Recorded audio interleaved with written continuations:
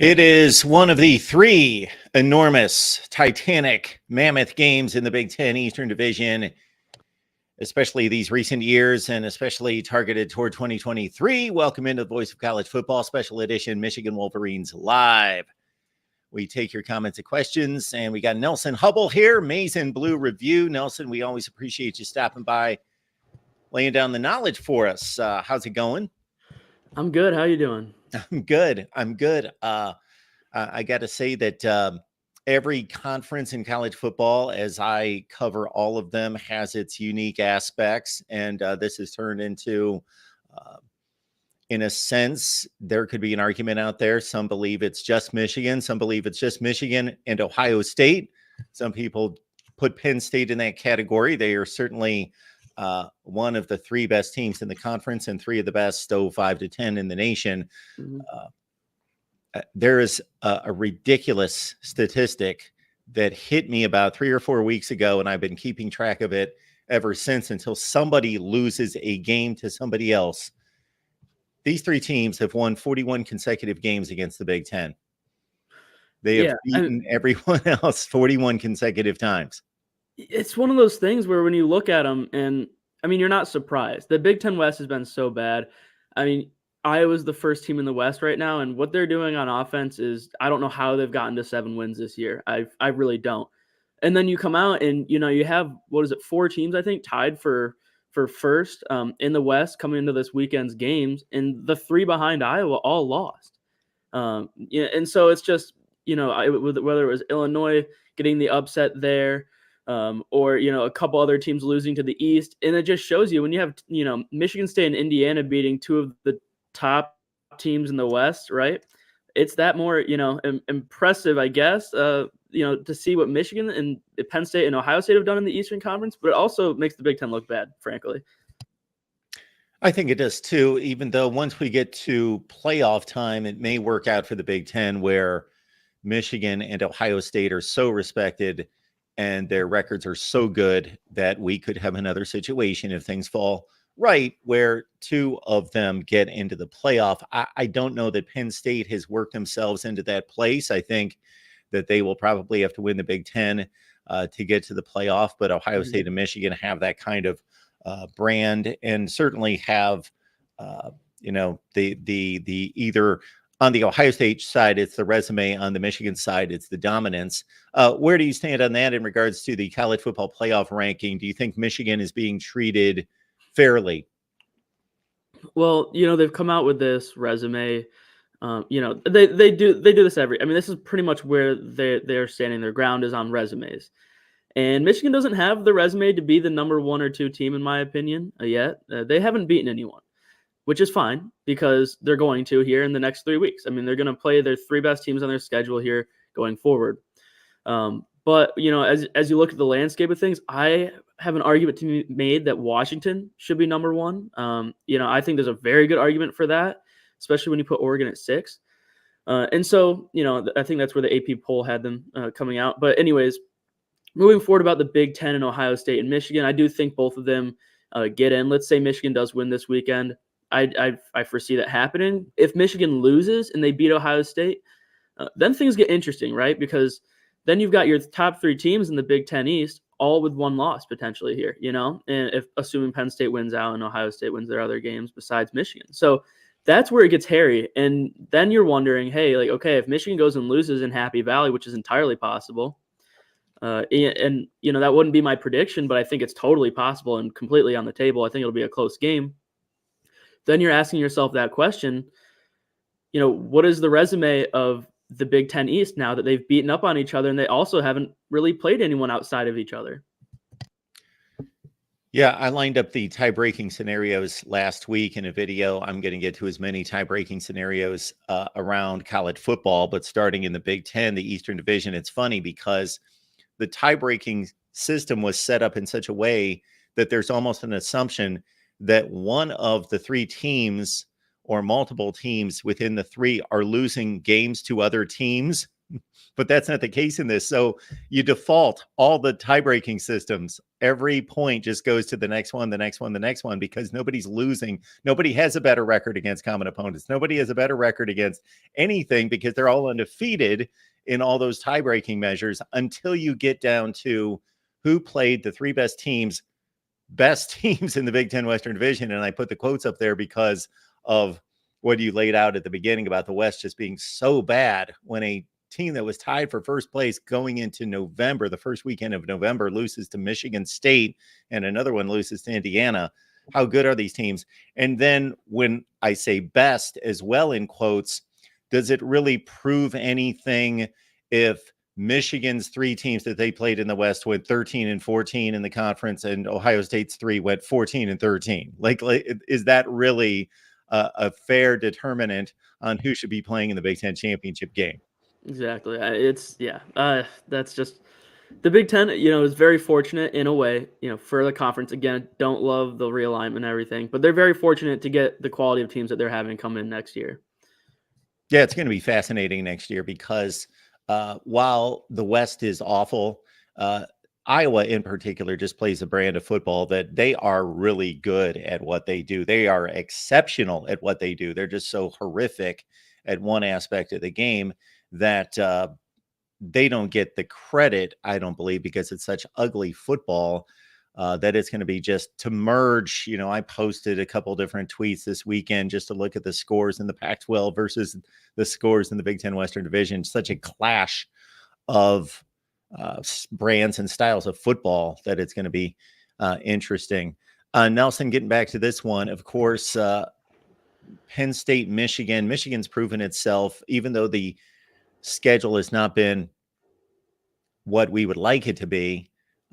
121st in the nation is what I saw going into this weekend, or maybe past Purdue, but then they're going to play the second toughest schedule in the country the last 3 weekends. We thought Maryland was going to be better. Maybe Rutgers has taken that place as the third best team on the schedule after seeing what they've done much of the season. They're a pretty good football team.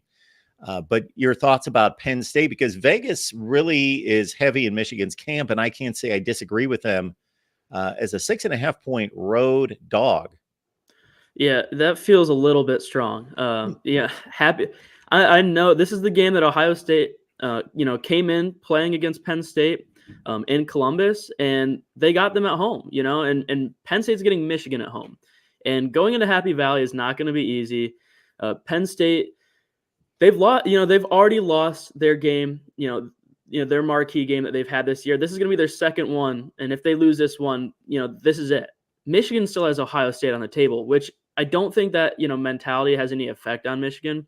But it's something to think about. There's the wounded dog situation here where, Penn State is sort of the wounded dog, and they are going to have to claw and scratch and fight their way to stay alive here in the playoff race. Because if they lose to Michigan, I think they're done.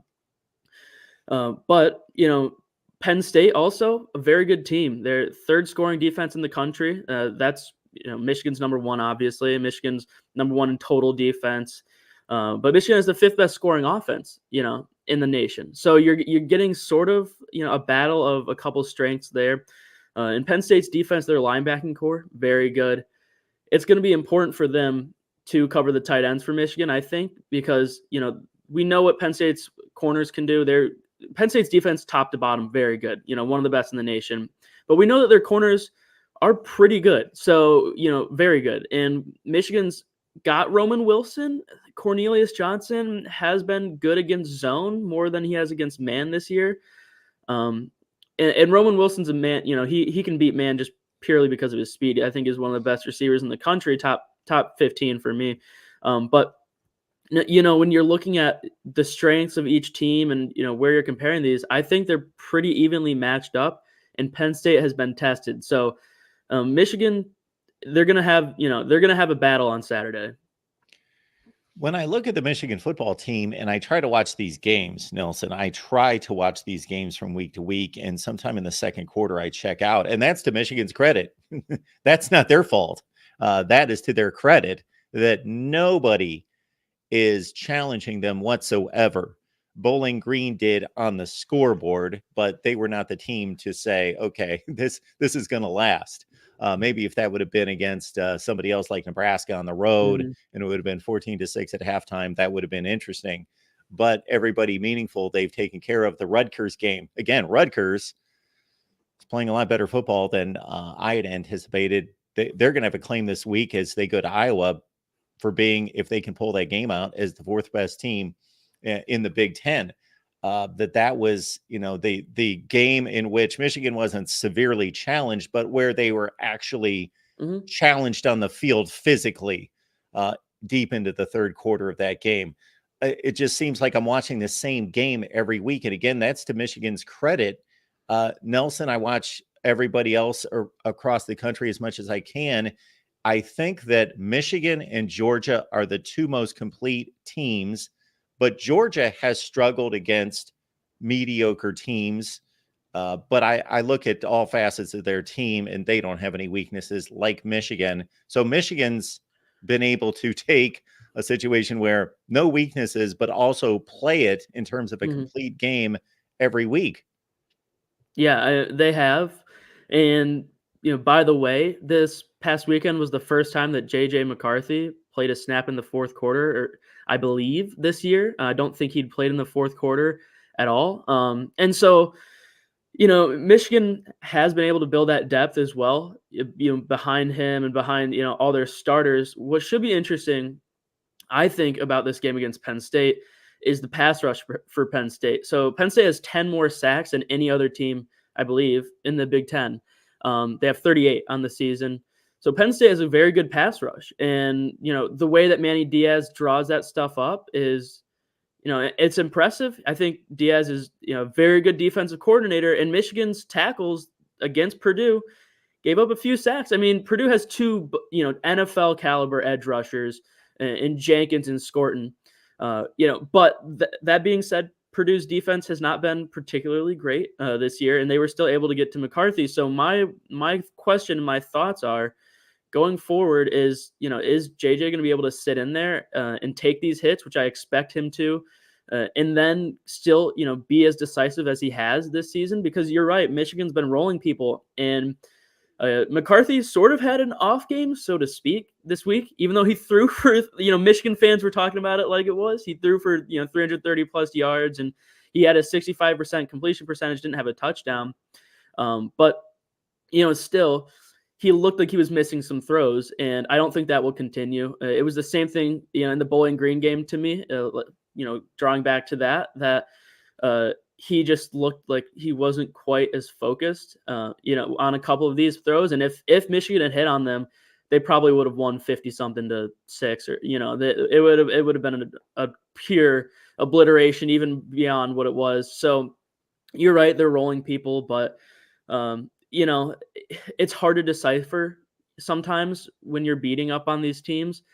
But then you look, I think Nebraska's a good team, and then they go and lose this weekend to Michigan State. But I thought Nebraska was a good team. They're a very physical team, and they have an identity. And Michigan went out there and took their identity away from them. I mean, they stopped the run and then ran it all over them.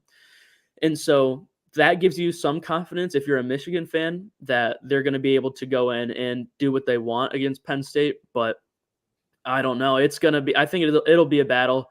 It's going to come down to Drew Aller, I think, more than anything. Yeah, and that's a great point.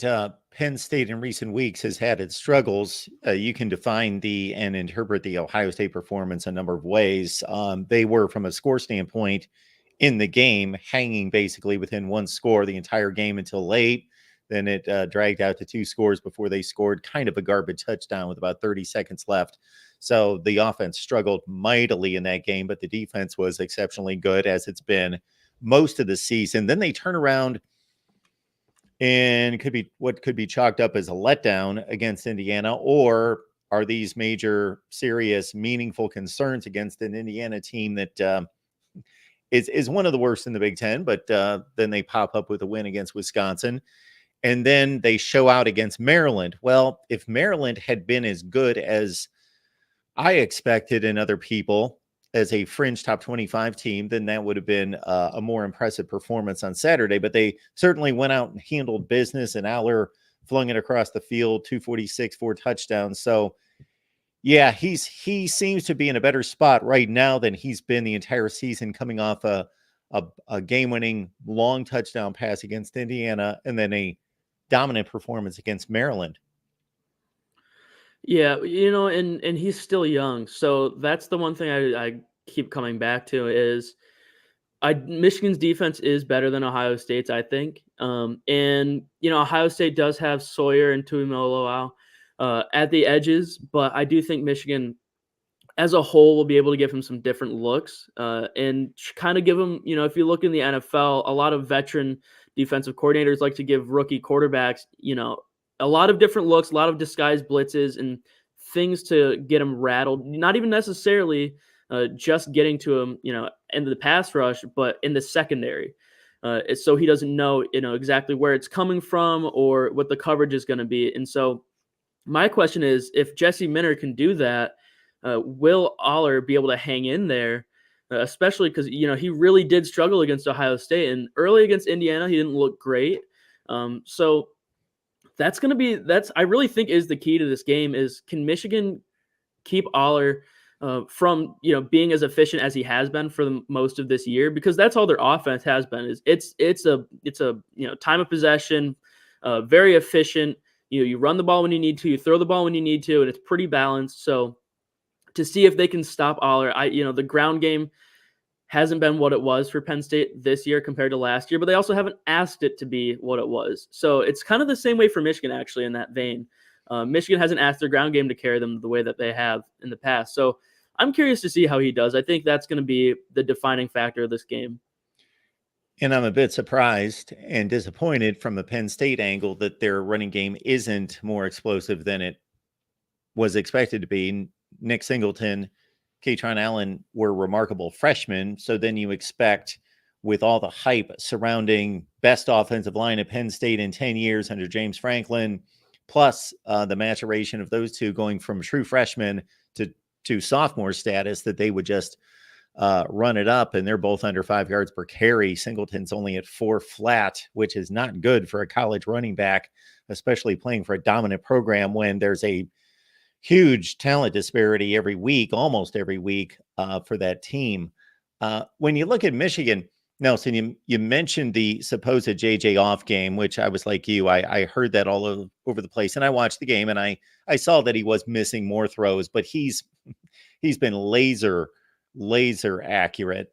And then the tackles did struggle, but again, giving duly noted credit, like you mentioned, to those Purdue defensive ends who are one of the key strengths on their team. Is there anything else on this Michigan team that you are concerned about? I'm going to lead you in on one thing, and then you can take it from there. It's maybe not a concern if they know how to use him and are okay with what it's been and have obviously Khalil Mullings and Benjamin Hall, but this Donovan Edwards, lack of production in the run game, but shoot, one of the best receiving running backs in the country. The very first drive, they line him up on the left. The linebacker runs out there. No way he's going to keep him in check, and he just races down the sideline. Not him beating that linebacker wasn't the impressive part. It was that he basically tracks the football, contorts his body like a wide receiver, and hauls that thing in like few running backs can on a regular basis. So I'll start with Donovan Edwards, then you can kind of take us through anything else that could be a possible concern. Yeah, I mean, with Edwards, that's obviously, been an issue. I think the issue's been him, he gets to the line of scrimmage and he's not trusting his gaps and he's not trusting his blockers. And more often than not, what I'm seeing is him trying to race through a hole that closes in an instant. So his vision doesn't seem like it's there like it was at the end of last year. So, I don't know if that's part of that. So much of the running game is what is understated as well, is the communication or the understanding more so between the offensive line and the running back and, understanding their running style. And I don't know if there's like a disconnect there, but from what I see is, he's been struggling and the opportunities have been there for him. They've been giving him the chances and he just hasn't been, producing in the same way that he was last year. I also think it's a matter of time, and I've been saying this all year. The talent is just it's so obvious. So the fact that he's struggled so much is, it's concerning. And Michigan, more than anything, I think more than anybody in the country, knows that they need to get him involved, and because he's such a dynamic playmaker, and he gives you a different, change of pace to what Blake Corum is, because he's more of a home run hitter than Corum is. So that is definitely a concern. It's also like one of those things where, yeah, it'd be nice to have him, but you also still have Blake Corum as your starting running back, and you mentioned Khalil Mullings, who has looked his vision. Talk about something that Edwards is struggling with. Khalil Mullings is not the most physically talented running back, but his vision is his best trait this year, and he's very powerful. And so he's able to get some of these carries here, and he looks better than Edwards has, dare I say, this season when he's gotten the ball.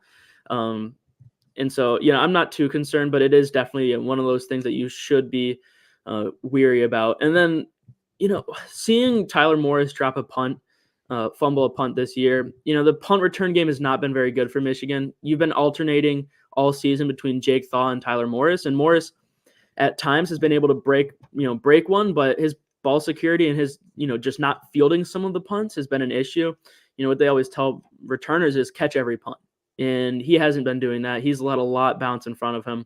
Jake Thaw is the kind of guy who's going to go out there, and he had a decent return against Purdue, nothing crazy, maybe 15, 20 yards, but, he catches everything, but he also fair catches almost everything. So you're not getting anything dynamic from him either. It'll be interesting to see how that shapes up in the kicking game. It's special teams for me, I think, frankly, is where I'm going with this. The kicking game, James Turner concerns me a little bit. His range isn't very good. His accuracy within, 40, 45 yards has been pretty good.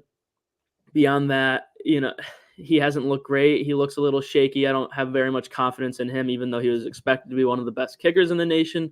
He was very good at Louisville last year. So special teams is a concern. The punting game, not worried about. But I also saw some, coverage issues with Michigan on plays that I felt like Purdue fair caught. And, they had a couple lanes. So, there are little things to nitpick.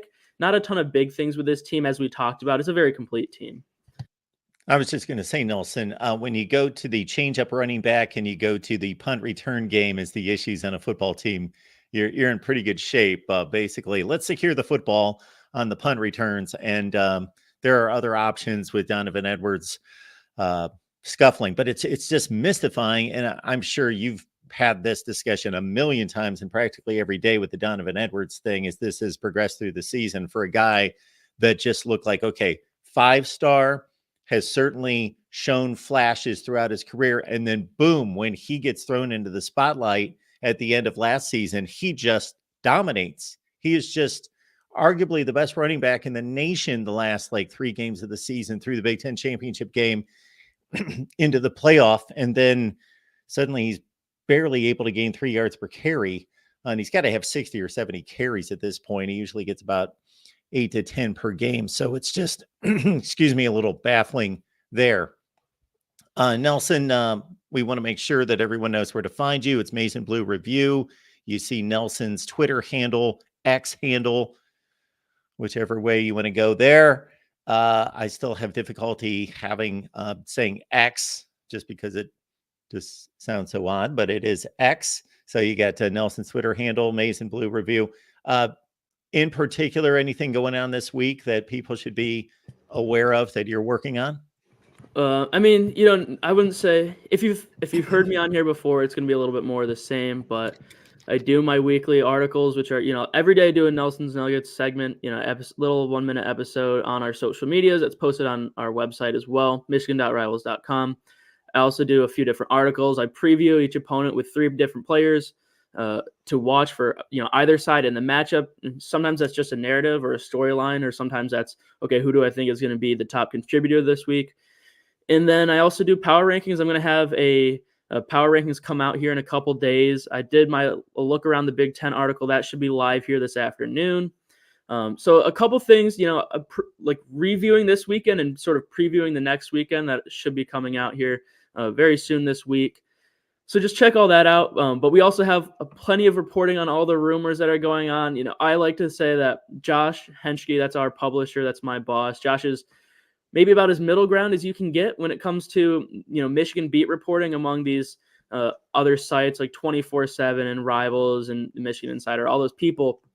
I frankly think Sports Illustrated, whoever you want to look at, I think Josh has been very even about what he's reported. He is very fact-based. So that's something to keep your eye on. There are, some interesting, rumors and thoughts from the Michigan side that might be coming out, maybe some allegations towards other conference programs, which I found fascinating. And, that is in and of its own right, something very interesting. I don't traffic in rumors too much, so I'm not going to go into any of that, but I would keep your eyes out for the news cycle this week because things will continue to circulate around that Michigan scandal. Well, Nelson, of course, that's where I was headed next. So in regards to where we stand on all of this, much like you and Mason Blue Review, my approach to this is we deal with the facts that have been reported and substantiated, and then we deal with logical speculation that seem to be reasonable based on those facts. But then these outlandish rumors and so forth, certainly they can be mentioned by fans that call into the show or in the chat and so forth, but I'm not going to run down all sorts of crazy theories. And when I say crazy, that doesn't mean that they can't be true, but at this point, crazy theories. So based on where we stand right now, of course, Connor Stalions has been let go. He was suspended, then let go. It's pretty well known at this point and substantiated what he did in regards to buying tickets, having clients or colleagues, people at these games, and then the recording devices, everyone has one in their hands. Okay. In regards to me, the crux of this entire situation and what it's going to come down to is there are going to be penalties against Michigan, but they could just simply be some level of slap on the wrist, lack of institutional control, unless at the crux of this matter to me is whether there is evidence that's substantiated to connect Jim Harbaugh and the higher levels of the coaching staff to what Connor Stalions was involved in. Yeah, I mean, that's the issue here, and that's the whole thing that everyone's talking about. And what's so interesting about that argument is I've heard people say, well, hey, the NCAA has set the precedent that a coach is responsible for everything that goes on with his program. And that's true. But that doesn't mean that, let's just say Harbaugh didn't know. That doesn't mean that he directed him, and directed this whole operation, which lack of institutional control. And, referring back to what you said there, that would, obviously, institute some sort of penalty. But I do think it matters. And I'm not going to sit here and say it doesn't, even if, people want to say that the NCAA isn't going to, pay attention to that because they've set the precedent. I think they will. I think they care. And I think that's part of what, the issue here with the Big Ten commissioner, Tony Petitti, coming in and meeting with, Michigan's University of Michigan's president, Santaono, and that whole discussion that they had. And everything that went on this weekend it does matter. And because, the punishment that's mainly going to come forth, or that's going to matter to the general public and the mob of people that want Harbaugh's head, which, hey, I get the, being upset. I also think there's so much that we haven't heard here. And like you mentioned, we don't know the tie-ins yet. We don't know if he actually knew anything. Now, if he did, and he, made that statement very early on and lied, he has to be punished. The NCAA is going to punish him, and it could be pretty severe suspension-wise. But, I also look at other instances of scandal, and I look at Tennessee just handing out money to players, and that was obviously an institutional issue. And just because they fired their coach, who, by the way, was getting fired anyways because he was not good, Jeremy Pruitt, they were not good under him, and they were still paying players significant amounts of money through level 1 violations. I think they had 18 level 1 violations.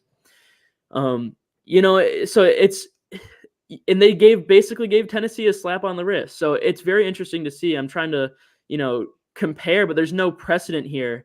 And so we're gonna have to wait and see with Harbaugh, because we don't know yet for sure.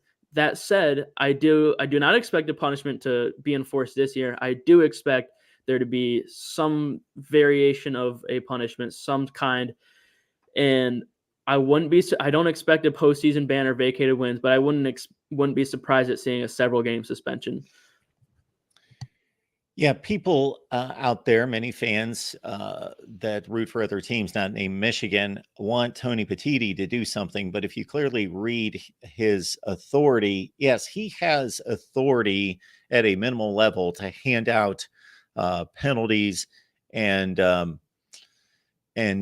forth and discipline. But at this level, he does not. He has to go through chancellors and presidents, and there has to be all sorts of committee meetings and hearings that have to go on internally for things to get done. And you can understand, you don't want, it's not the NFL, and even the NFL at that level would have to have all the owners involved. So you don't want one man with that much power. So people want things done swiftly, but I want things done accurately. And unfortunately, well, the fortunate thing would be if Michigan, and I'm in the camp of, I want as little issue as possible. I don't care who roots for who. Me as a college football guy that wants the sport to be as clean as possible, wants nothing to come of this. I didn't want anything to come of it from the beginning. There is something there, but in terms of Harbaugh and the actual coaching staff having knowledge of it, I don't want that. Now, if it did happen, I want justice to be served. And I just don't want this season or college football playoff to be tainted. Now, the thing that would clean it up would be for Michigan to lose on Saturday to Penn State and lose to Ohio State. And then they would be out of the playoff, and they wouldn't affect that and the Big Ten championship. But of course, that's likely not going to happen. I just find it difficult to believe that Connor Stalions could acquire this information. It could be utilized during games, and for excellent football minds like Harbaugh and his two coordinators not to have some understanding that this is too easy, or this information has come to us too easily. Yeah, I mean, I wholly agree. I don't understand. I couldn't see you missing that, especially with, obviously everyone hates Michigan in the Big Ten right now, and generally they've been very good this past couple of years. So they're obviously gonna want to root against them as it relates to coaches and so forth. But when you look at it, you're right. I mean, I don't know how you could miss this. They said that this information, other teams have said that this information that Michigan had on their sign stealing. These are reports that said they're the best sign stealing team in the country, or we've never heard of a team being this good at it. And so when you're the coaches of the team, and you don't know that this is the best operation that you've ever seen, and some of these guys have had NFL experience. Harbaugh's been in the NFL, so you look at that and you're like, man, someone had to know. Like, someone had to know, right? Can you prove it? That's what it's going to come down to, I guess. Can you prove it? And then Stalions comes out with his statement saying that nobody knew, and the craziness to him. I guess I could see him trying to, withhold that from coaches or something, just trying to, make himself look like the greatest, analyst ever, or staffer ever, by just being a genius. And I could see him making an effort to do that. So I don't want to close that door. But the logical assumption is right. It's like, how is this guy so good at stealing other teams' signs? There should be someone has to know at some point, especially when you're dealing with him on a game-to-game basis. And don't want to close that door, especially considering what you're alluding to, and that this guy is he's on a different level of thought process when it comes to writing a 550-page manifesto and wanting to be the Michigan football coach, which is a great goal and aspiration to have. There's nothing wrong with that in and of itself, but in the manner in which he was pursuing that is not necessarily the way that you want to forge a career path for that kind of job. And then again, the manifesto, I don't know that anyone could write 550 pages on anything. That's crazy. Nelson, I know you love Michigan football and you have a wealth of knowledge. I would think that maybe you would tap out around 50 pages, something like that. Yeah, I think I think once you get to 50 pages, you're really scratching it whatever you can get. I mean, I don't know how you could break down, Michigan football into 600, 550 pages and just, it's just, I don't think people realize, that is a novel. That is a long book, and those have stories, right? Now, something like this has to be very boring. Like, I can't imagine to be interesting to read. Like, I just don't, I just can't see that. And yeah, maybe it was his whole plan laid out to how step by step and every little detail of every step he's going to take control and move up in the ranks and whatever. But he was on his way until this, I guess. Like, yeah, in a way, like he got the job. I mean, he was a Michigan fanboy on Twitter, and he opened his account temporarily right when he made that statement published by his lawyer, and his account opened on Twitter for a short window, and people were able to go and grab a couple screen grabs and stuff like that from him. This guy's a Michigan fanboy. Don't get me wrong. There's a Michigan State account that I follow that's got a pretty good amount of followers on Twitter, and he was talking about how this guy he's like, Connor Stalions was one of my earliest rivals on this app. Back when, probably 10 years ago. Yeah, I think he said. And so it's just so funny to me that someone like that could get into this situation, into a actual job with the university, and have this whole manifesto. It's just a crazy scenario. Absolutely. And just having the military background, that makes it a little bit more believable that he would have that kind of mind for all of that, because that's what happens in real life, in the real world, concerning things that matter, those types of moves that have to be made under the radar and so forth. One last thing, Nelson, before we let you go, and we want to encourage everyone to head over to Maize and Blue Review and check out Nelson's work, is that, I did want to, well, I'll get to this one last point about the allegations, and then hit you up on Penn State and Michigan in game time here real quick, is that when this type of alleged conduct is on the table, and let's understand, this is not criminal of nature, folks. Most likely, it's not criminal of nature, unless something was stolen or something like that. That we're talking about NCAA guidelines, but it's still breaking rules and having that type of mindset. Jim Harbaugh, I don't know the man. I'm not going to vouch for him, but at the same time, he's been in the public spotlight for a long time, probably longer than anybody in college football, in a sense, going back to his playing days and all of that. Like, he has been at the center of attention for a long, long time as college quarterback, NFL quarterback, coach.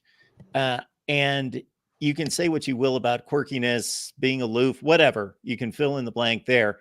But his integrity, there has never really been anything I can point to that has ever compromised his integrity. And if anything, he has been very forthright about some of his convictions that may not necessarily be popular with some people, but have been very true to him. And so he doesn't, in the past, in 40 years of being in the spotlight, give any indication to this, number one. Number two, I always like to ask myself the question, not being of that criminal mind myself, that eliminate the ethical and the moral portion of this and just say this person has no ethics, no morals. They're just an intelligent, business-minded human being. Would he accept this information and really think this was a smart thing to do? We can get away with this. Is it really worth it? We have a good football program. We're capable anyway. We can steal the signs in legal, above the board ways, just like everybody else. Like, it just doesn't seem like a smart move. Well, you're telling me. I mean, when I first heard these allegations, I just threw them into the wind because I said, this is just stupid. Why would anyone do this? There's not enough. The NCAA said it. The competitive advantage for this is very minimal, and maybe to the degree that Michigan's been able to accomplish it, maybe that's not true. But I agree. The risk does not seem worth the reward. And when you talk about Harbaugh's integrity and his character, or the way that he's behaved in the past throughout his playing career all the way up until now, there's been nothing to imply that he's been a cheater or in general, like anything personal life-wise, a bad person, or anyone to try and take shortcuts. But we know he's very smart. So that also is, again, that component about this being a silly, like kind of it not being worth the reward. Harbaugh is very smart. The way he took advantage of satellite camps when he got to Michigan, the way that he pushed that envelope to the point that the NCAA had to completely remove satellite camps from existence, because not only was he recruiting very well, and I'm not saying they're doing it because of Michigan or, in spite of, but it gave you a huge advantage on the recruiting trail if you're willing to go out and set up satellite camps, especially across the South. And so they wanted to eliminate that, and they did. So Harbaugh's, he understands the rule book.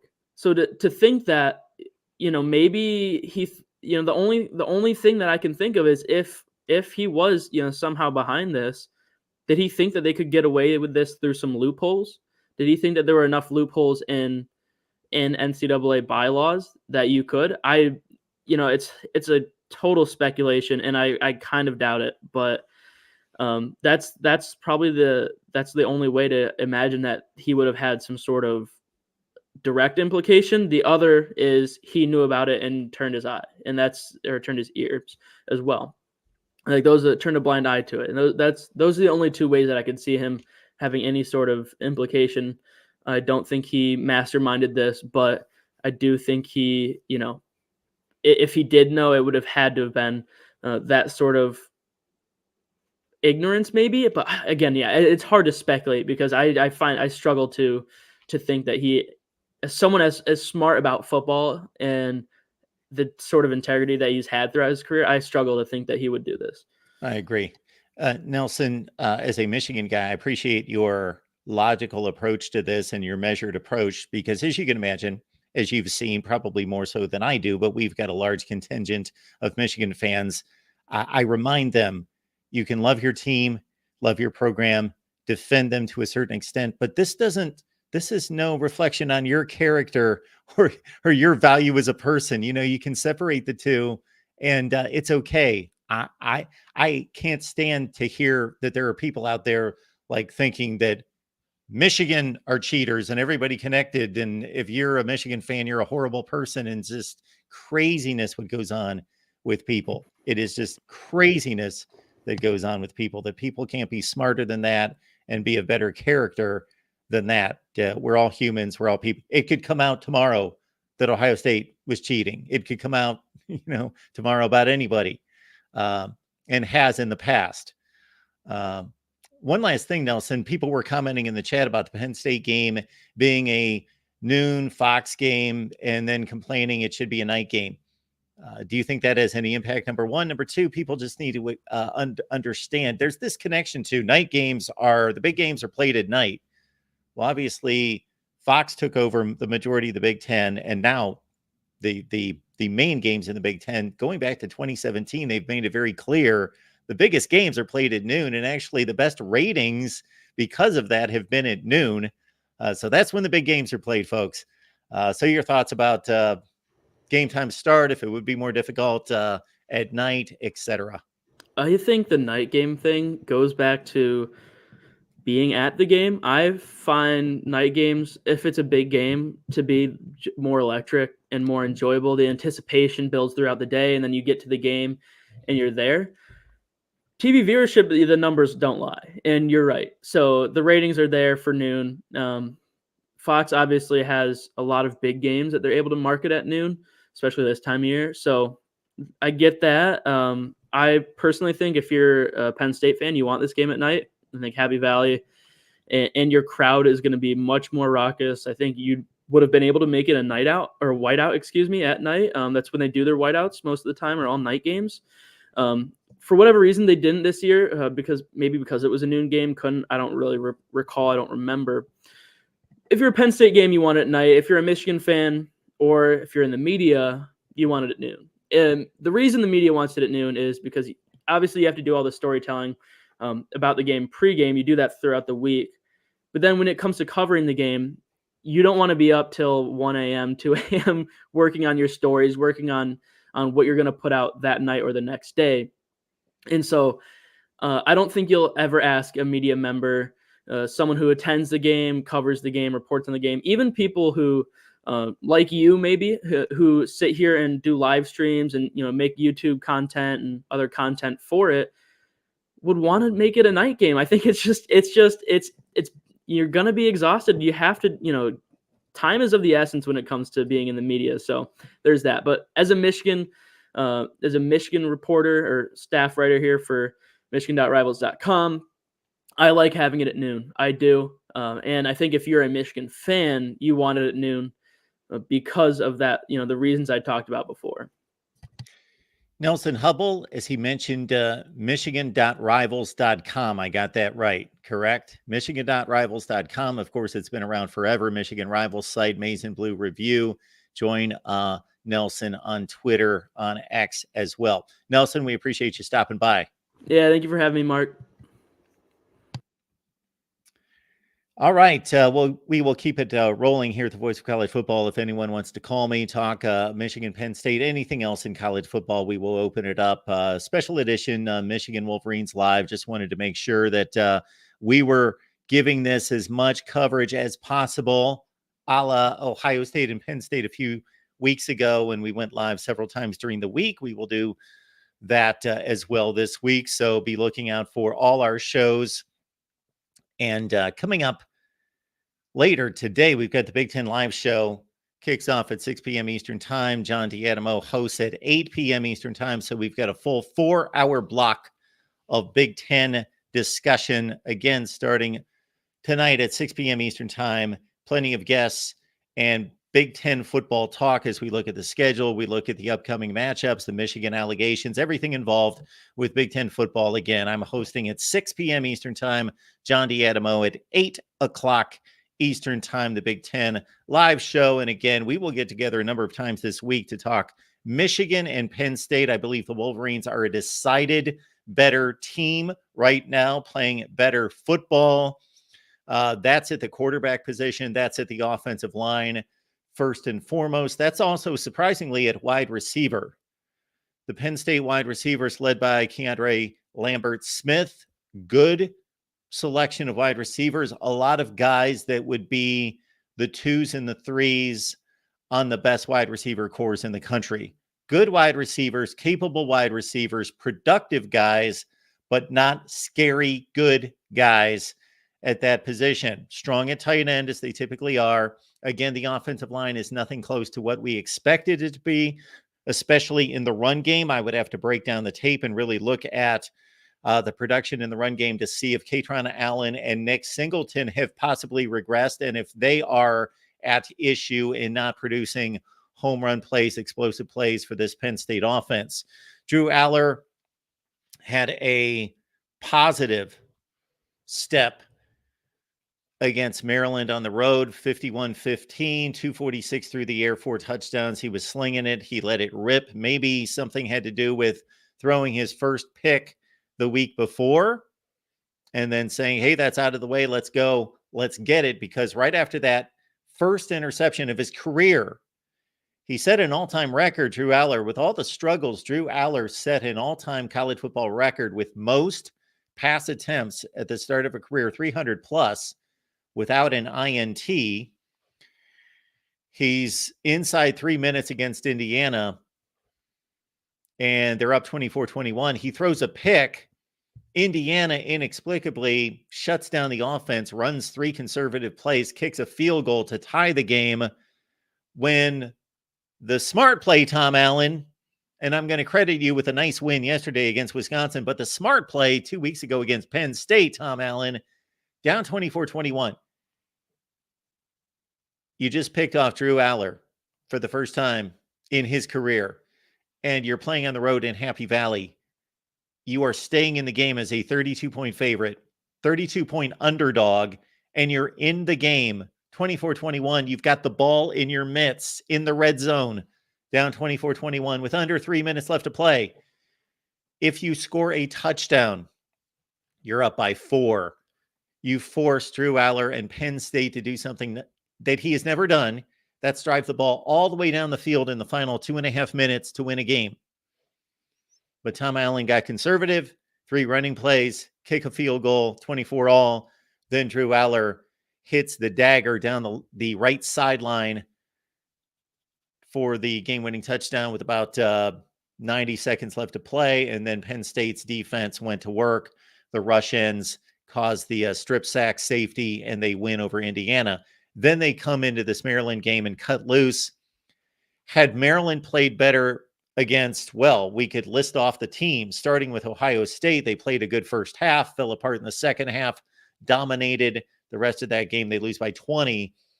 That score, that result, I don't think surprised any of us, because that was the type separation we saw between Maryland and the powers in the Big Ten East, maybe going from like 30 and 40 points a game to like a couple scores the last 2 years. So they've improved, but Maryland has obviously shown us that they're nowhere close to the football team expected, coming off 7-6 and 8-5 in bowl victories the last 2 years, looking to take that step. They've taken a step back.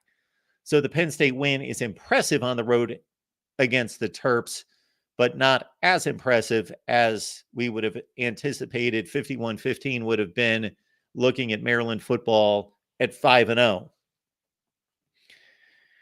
As we discussed with Nelson, curious results in the Big Ten Western Division this past weekend, that 2 out of the 4 teams tied for first place. Got 4 teams at 3-2. 2 of them are playing Eastern Division teams. Yeah, Iowa played Northwestern, and Nebraska lost, Wisconsin lost, and then the other team, Minnesota, lost as well. The Golden Gophers lost to Illinois, but the 2 teams that played Eastern Division teams played the 2 worst teams in the division and lost. That is a horrendous look for the Big Ten West when things could not get much worse. But somebody's going to win the division, and that somebody's probably going to be Iowa. So Michigan versus Iowa, Ohio State versus Iowa, Penn State versus Iowa. Of course, the Hawkeyes have work to do. They are but 4-2 with 3 games left to play in the Big Ten Western Division, so I'm not handing them the trophy. But I think it's logical, not just because of the 1-game lead, but they are the best team with the dominant units. At least they have dominant play somewhere. The rest of those teams aren't good at really much of anything. Not that they don't have NFL players and don't have positional strengths, but they don't have like offense or defense is exceptional. None of them. No teams in the Big Ten West outside of Iowa have an outstanding unit. Offense, defense, special teams. It's only Iowa. Special teams, best punter, great field goal kicker. We saw that on Saturday, 53-yarder through the uprights to win the game. And then, of course, the punting game is exceptional. So at least Iowa has exceptional units, 2 out of 3. It's just that the third one is, we used to have discussions on the Iowa show with Corey Bradda every Tuesday, 5:30 Eastern, that about how horrific the Iowa offense was a couple of years ago, and that it was impossible to get worse. That you could hand one of us, one of you in the chat, one of me, somebody, anybody, a playbook, and we could just randomly call plays and you could produce more yardage. It's just incredible. But they're 7-2, and they probably should be 8-1. We know what happened against Minnesota. Grab the Amazon link in the description section of all the videos. It's there in all the videos. You see it in caps, Amazon. Grab that link, and you can help us grow and build the channel. And for those of you who would not do it necessarily for that incentive, keep in mind, there is nothing that you're giving up on this one. Nothing, not a penny, not a more difficult shopping experience. It's exactly the same. We've tried this out with many people. Same shopping experience. Please use the Amazon link in the description section of the videos. And if, let's say you spend $100, I'm not saying you have to spend $100. You can spend whatever. You can buy a $2 item on Amazon. Just making an example of a $100 purchase, let's say on Amazon. Why send Amazon $100? Why send them the full 100? Kick $5 to the Voice of College Football.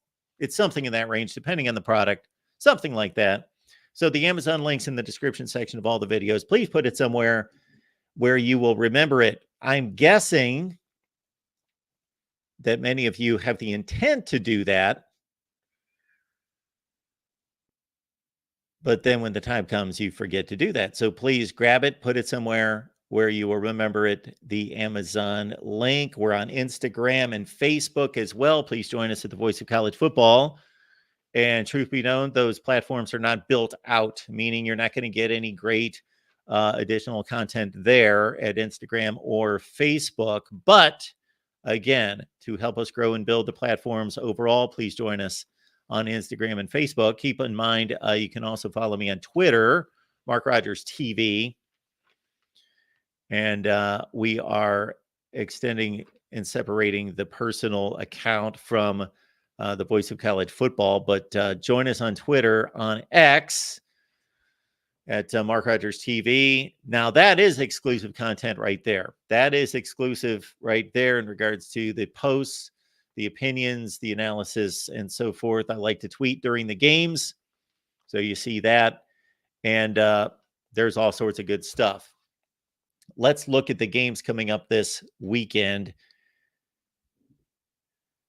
both in the Big Ten and beyond.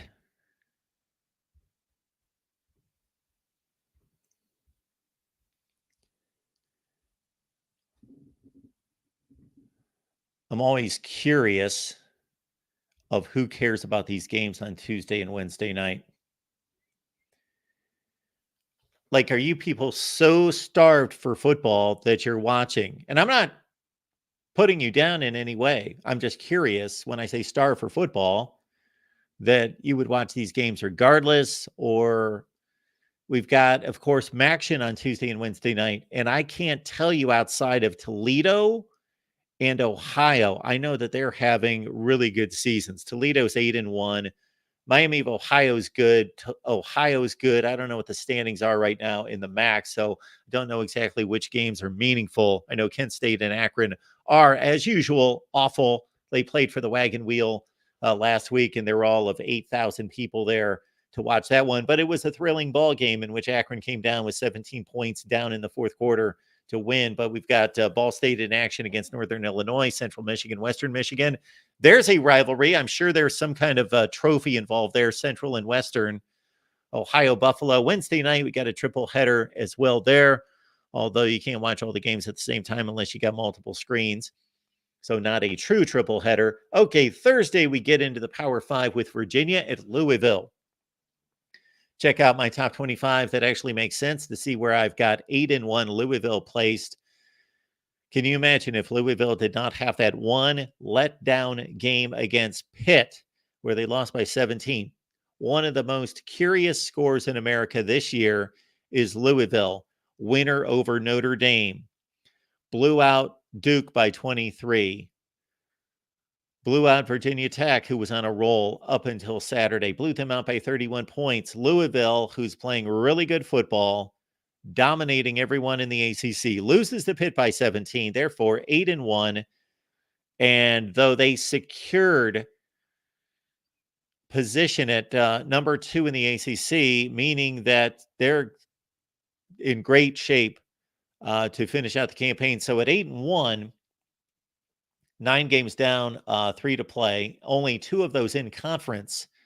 So there's, I believe, 5-1. They're 5-1 in the ACC because the last game's against Kentucky.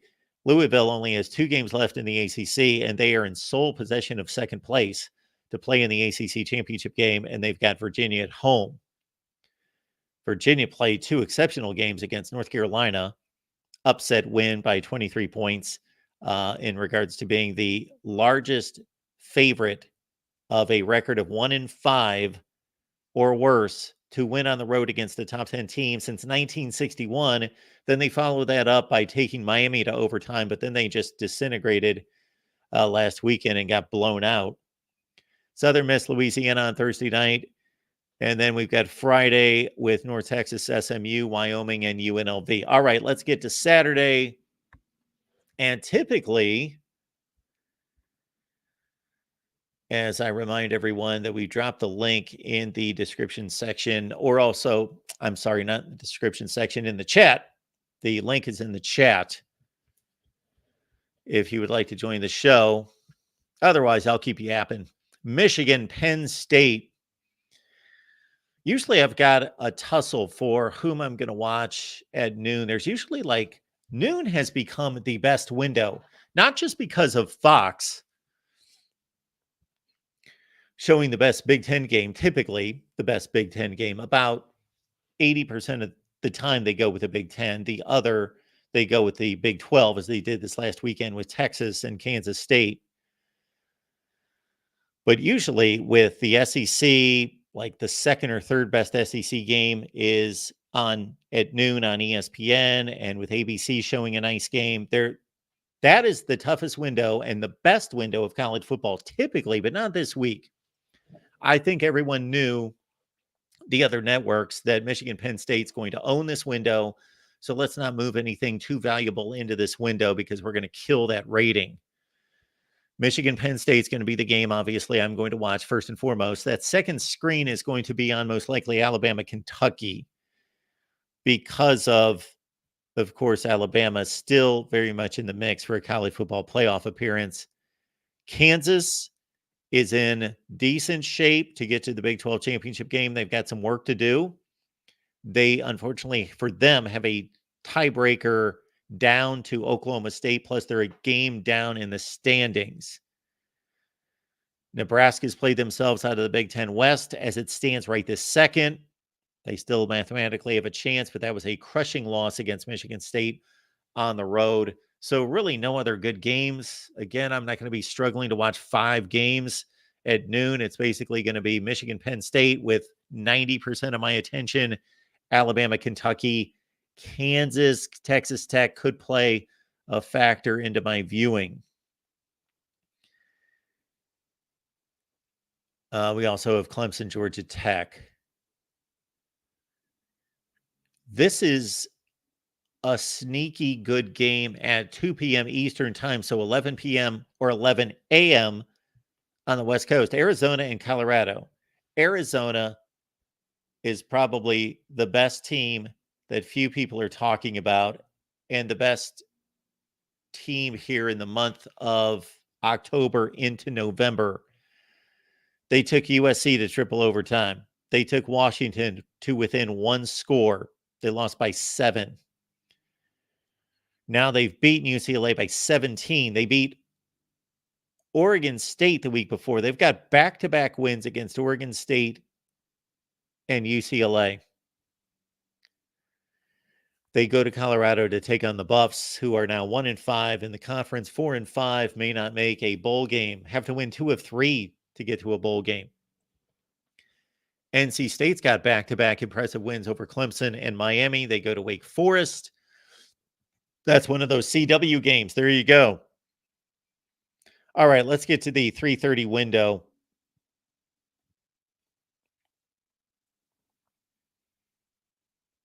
It's pretty bad in this day and age when a major college football game is completely off the radar in regards to television.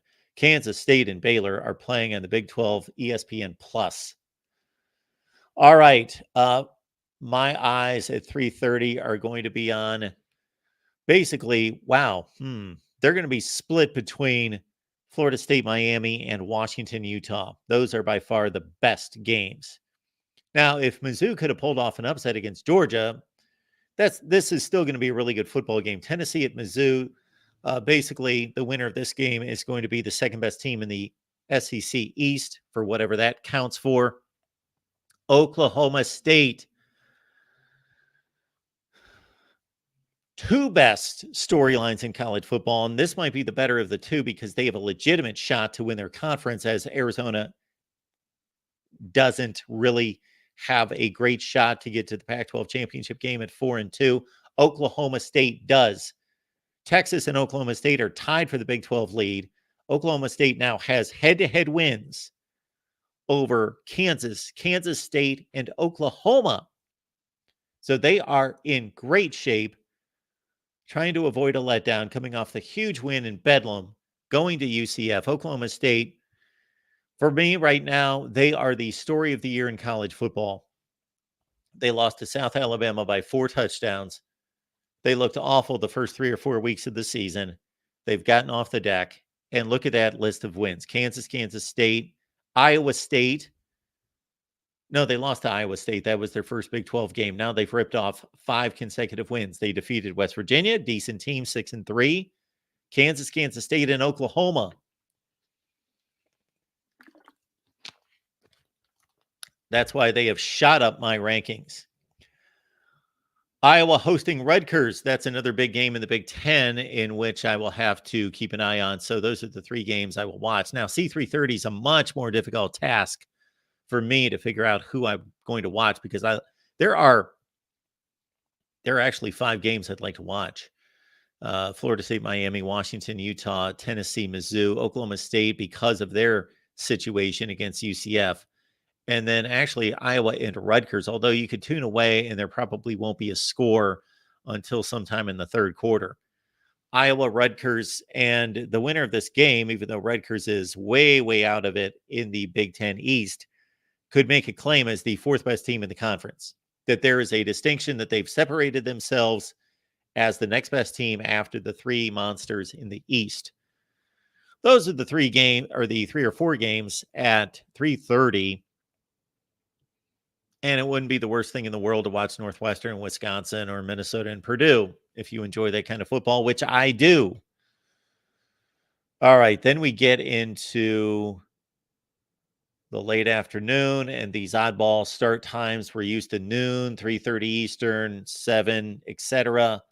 But the SEC network hits us at 4 p.m. Eastern, and ESPN2, for some strange reason, has a 4 p.m. Eastern time start.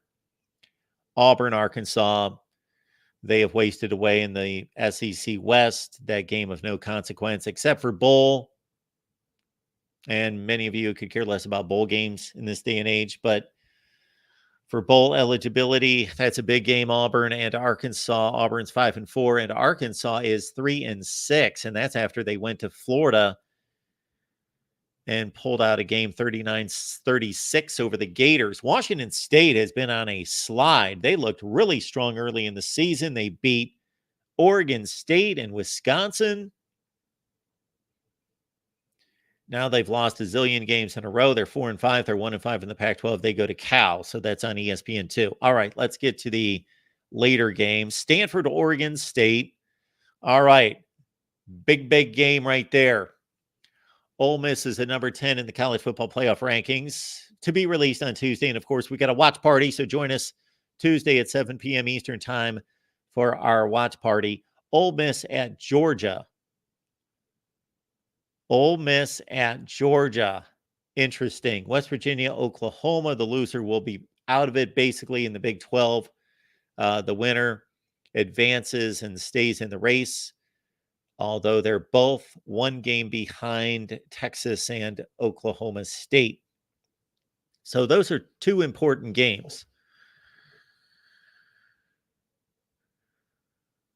Ohio State, Michigan State on NBC. The Buckeyes will be a massive favorite. I've not checked the line on that game. TCU, Texas. You would not think that Texas would be challenged in this game, although, man, Kansas State should have pulled out that game in Austin. Florida, LSU. That's an impressive matchup in regards to brand names. That always catches my eye. Florida, LSU. This is the last time that they will play as rivals and permanent opponents as the SEC changes its scheduling in 2024. Mississippi State, Texas A&M, Jimbo Fisher. I produced the videos. Check it out. Check out what I produced last weekend about Jimbo Fisher, and just lined up the arguments of why he should not be employed anymore at Texas A&M. It's just gotten to a point where it's beyond conceivable that after 7 years he can't be better than 5-4. North Carolina Duke's a good ball game. The Tar Heels beat up on Campbell this past weekend. Arizona State, UCLA on the Pac-12 network.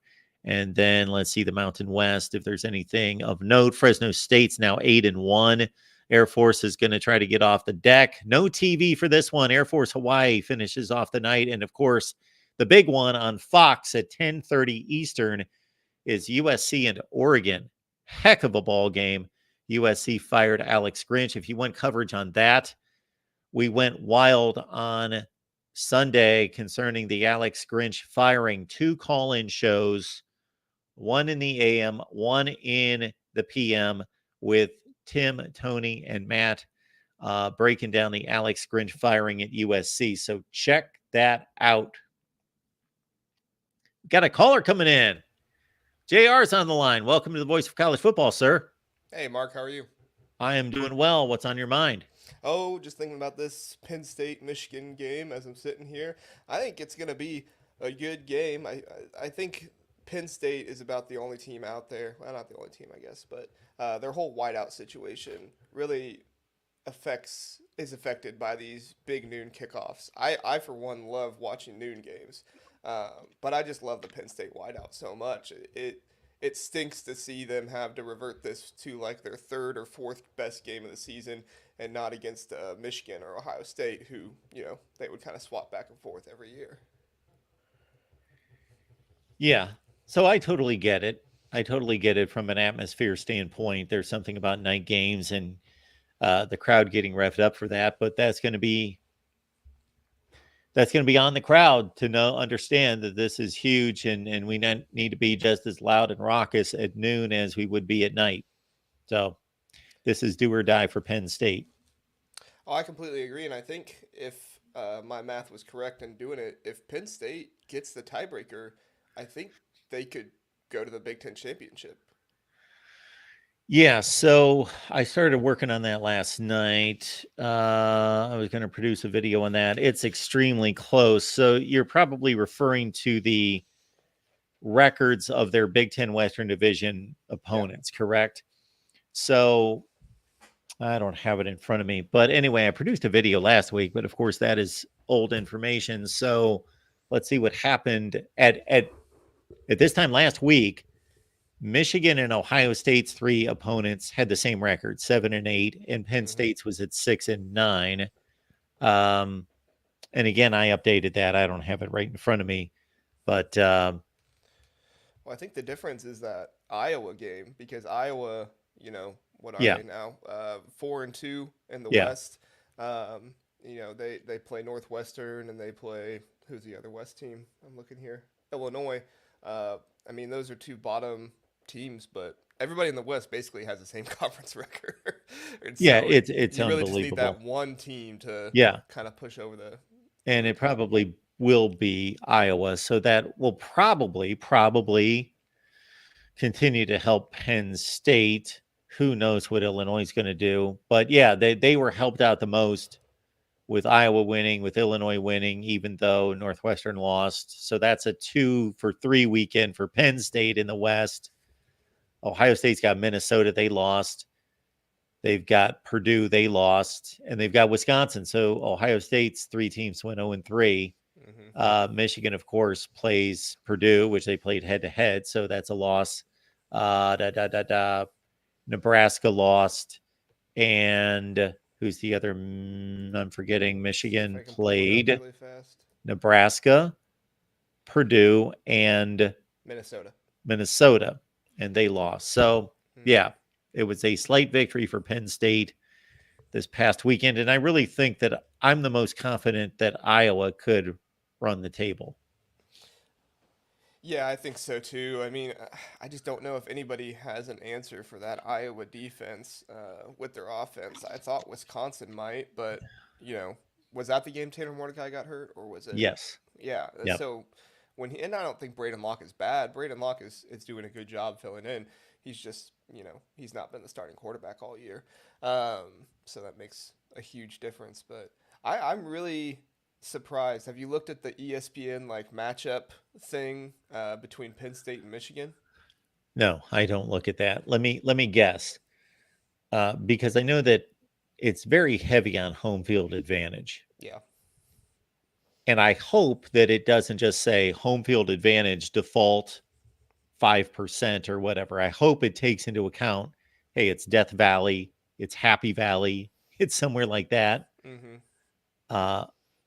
I'm going to say that even though I think Michigan should be a decided favorite, like 6.5, I think is pretty fair and where it should be. I'm going to guess that ESPN's actually going like 51% Penn State. You're really smart, Mark. It's 50.7%. Okay. It's just that, yeah, I don't pursue looking at it, but it's on a few pages when I look at the stats and so forth. And so I've kind of grown accustomed to their model, which I think is a little off kilter. Yeah, I was doing my live stream last night recapping the Week 10, and somebody brought it up, and it just kind of surprised me when I was Yeah. there. But then somebody on the show reminded me, like you just did, how heavy they are on home field advantage and that Yeah. kind of stuff. So I do think it's going to be interesting to see J.J. McCarthy play against this Penn State secondary. Not that I think that he struggled against Purdue, but there in the second quarter and the third quarter, you could tell that he was a little bit rattled by them switching from zone to man so much. And, insert your not knowing the plays joke here. But it was strange to see him struggle like that against a Purdue team that really isn't all that great. And I got to be honest, I don't know if the Michigan tackles are nearly as good as they have been in the past. I think Michigan has a really good interior of their offensive line, but those tackles were allowing Purdue to get some pressure on them that not at the rate that I thought Purdue would get on Michigan. Yeah, that was a bit of an issue. However, the tackle play at Michigan in the pass pro isn't nearly as important as it is on the other side with Penn State and when they play Ohio State, because J.J. McCarthy, of course, any quarterback's affected by pressure, and he's a pass-first quarterback. But of course, he's so much more dynamic than those other guys that he can elude and escape and do those things. Yeah, for sure. I think he was trying to use his legs against Purdue a lot, but they were able to just chase him down on some of them and take him down. It was a little surprising to me, just because I think Michigan has been so dominant, and that just shows how dominant they are. Is we're talking about a 41-13 win, and say, oh, the quarterback struggled a little bit. I mean, Yeah, they're absolutely killing everybody. I know. And even that 13, as you know, JR, was wink, wink. It counts. It was scored within, what, like 18 the 60 minutes. But yeah, 18 seconds on the clock. And for people like me that take a little pride in their prediction record, I was like, did he really need to score with 8? I had Michigan covering, and they really did. It was one of those games where if you like to either predict or actually put money on the games, you feel good about, well, I nailed this game. I nailed it from the standpoint that it played exactly the way I anticipated, but just got a bad break in the last 18 seconds.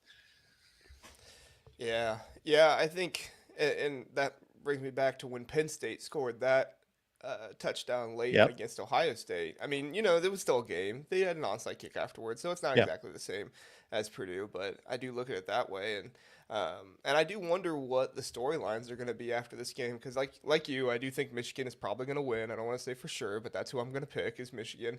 And if they do win, are fans and media going to do the same thing that some people did to Ohio State when they beat Penn State? It's like, oh, this offense is terrible.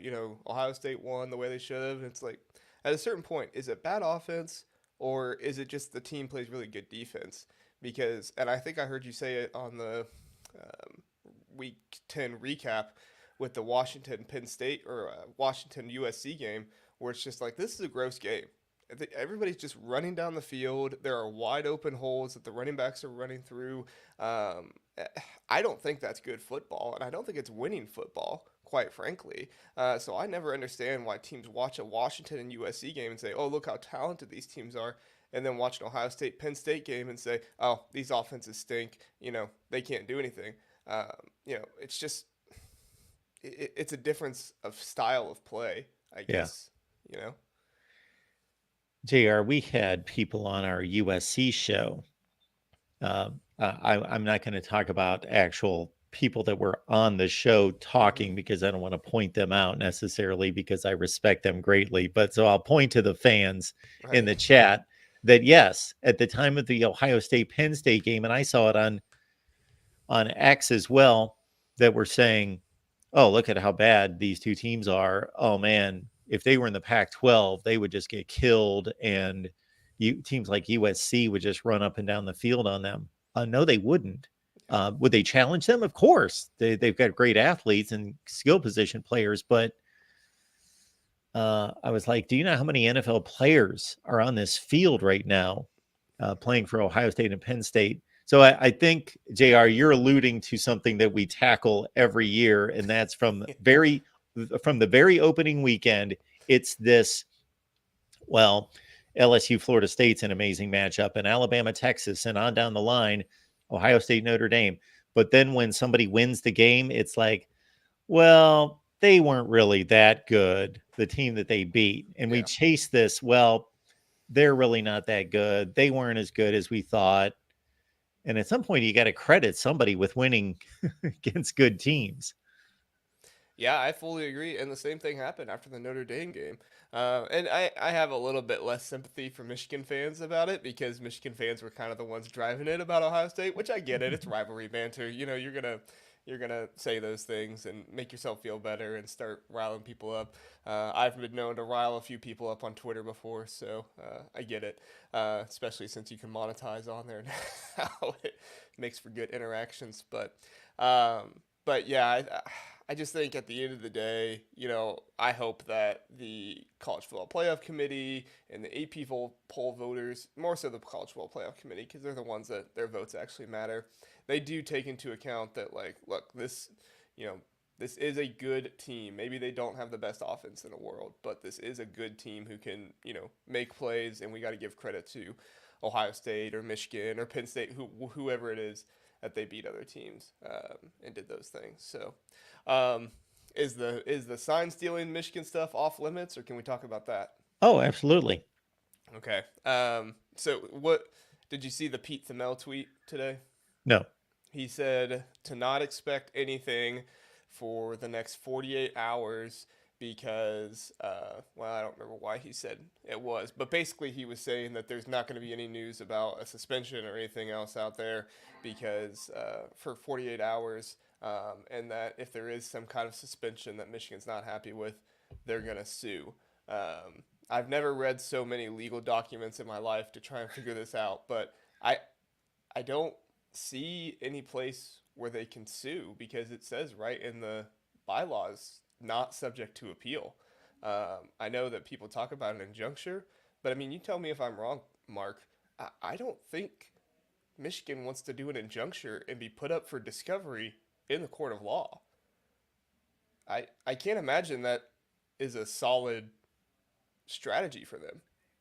Yes. So I have just heard in the last couple days that being brought up as a option for Michigan. And like you, I've thought, wow, are they really going to go to that measure? Because I just don't believe that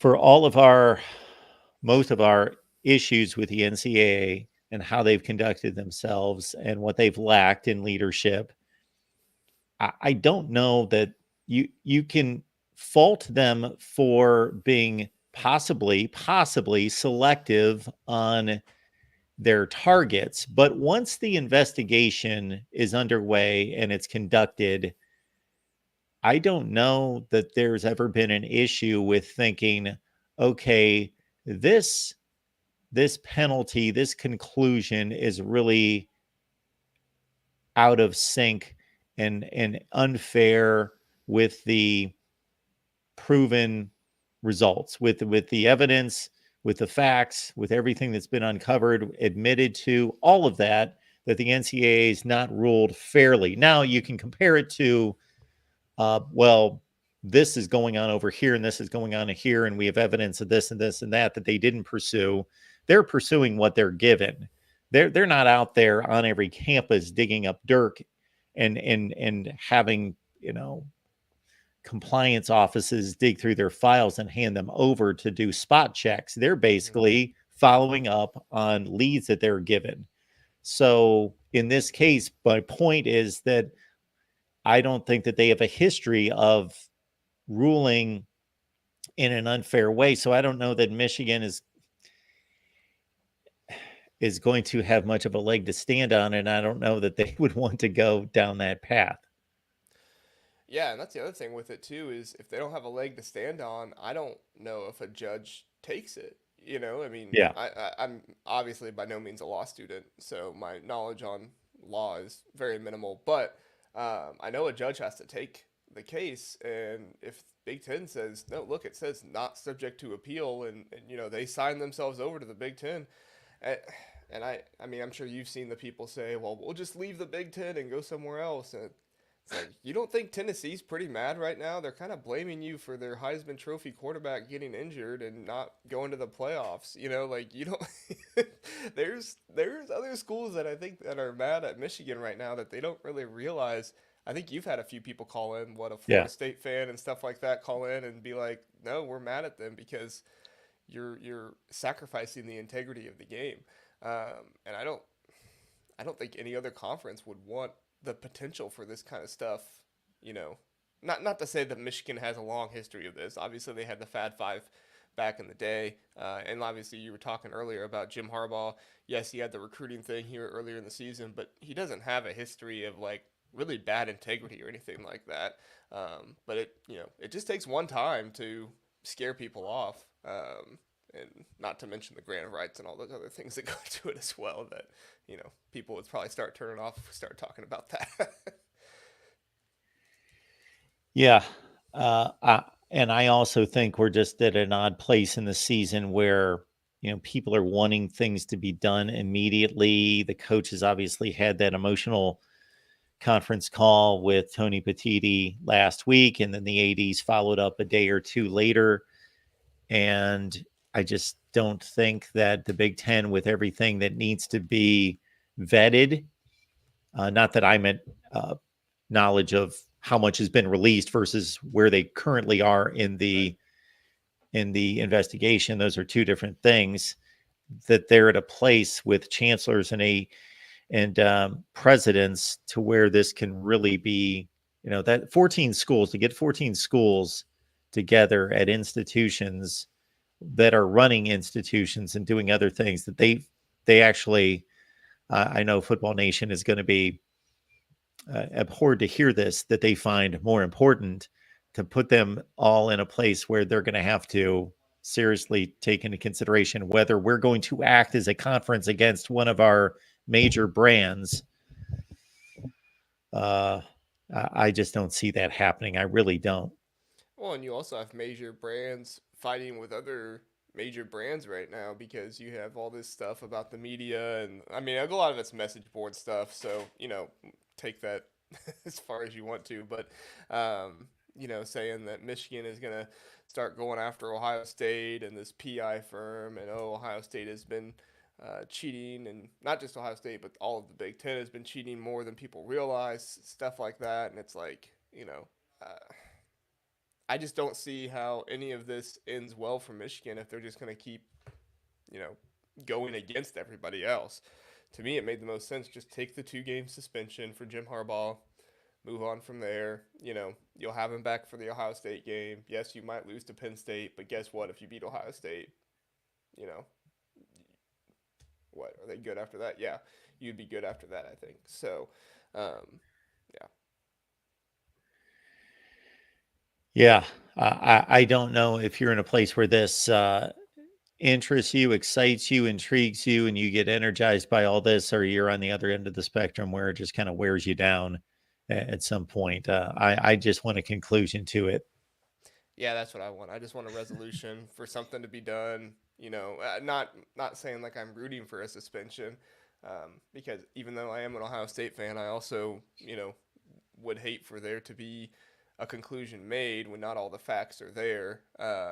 But of course, the NCAA and the Big Ten might have more facts than we have. We never know how much they have. So, all right. Well, thanks for having me on, Mark. Talking through it all. Appreciate it. Have a good Thanks, rest of your JR. day.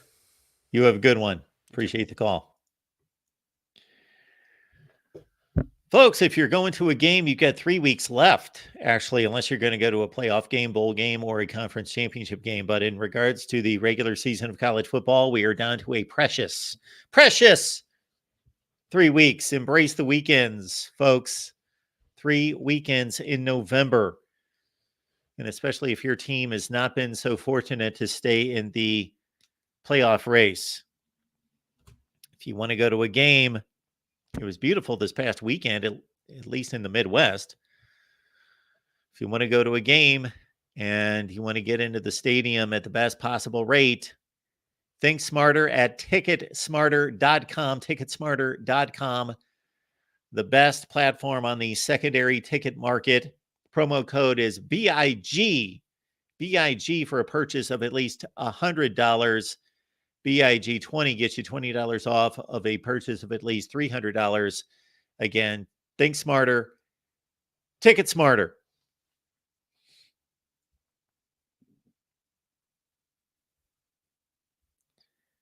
All right. Jared says, why would you take the 2-game and give the NCAA more ammo? Plus, what would stop the Big Ten from saying they are imposing 2 games on top of the school's 2 games?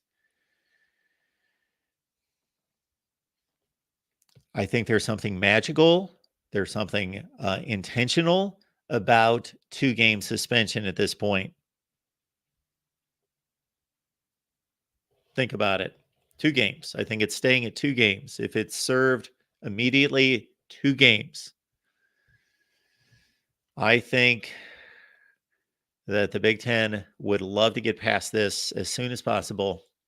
I believe that the Big Ten wants to get past this as soon as possible, but at the same time, they don't want there to be some perception of them protecting anyone, Michigan. And so to get a 2-game suspension out of the way immediately puts Jim Harbaugh back on the field for the Ohio State game and takes away any thought of there being any damage done to that game being tainted in any way, one way or the other, that now we've eliminated. So the Big Ten's thinking, now we've eliminated the possibility, the likelihood of there being cheating, there being rules broken, sign stealing against the rules for the rest of the season, because we found this out and we acted on it weeks ago. Therefore, that's been taken out of play. So all the games from about 3 weeks ago on through the rest of the season, for the most part, have become clean. That's at least perception. That's at least what the message that is being sent by all factors, Connor Stalions, and others being taken out of off the table. So we can feel good about the rest of these games being played above board, number one. Number two, that the impact of, we also don't want to be in a situation where the final game of the season, which will be the most important game of the season unless Penn State pulls off an upset, and it's still going to be the most important game of the season. It's just not going to be by far the most important, but most likely Michigan's going to win this Saturday. I just believe that they're the better team and they're going to take care of business, and just I'm eliminating weaknesses and strengths, and the checklist for Michigan is just in a much more secure position going into this game. Too many uncertainties for Penn State.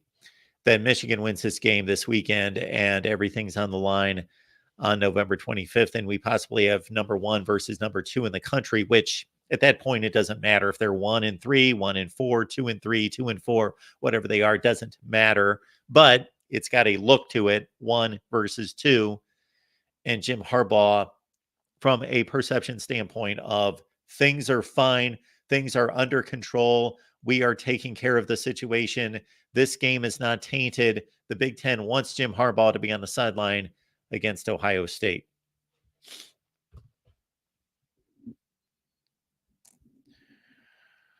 All right.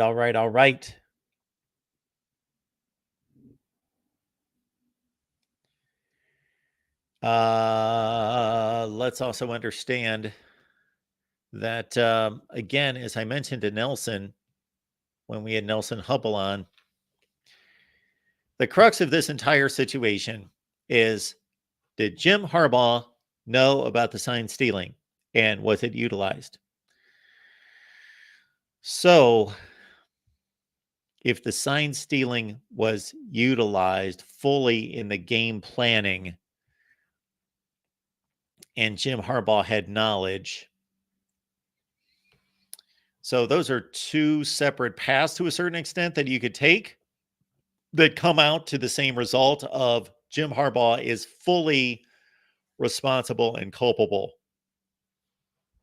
And that takes the level of penalty, the harshness of the penalties to a completely different level. This takes these allegations, the infractions and everything, and just the dirtiness of this just flies through the roof.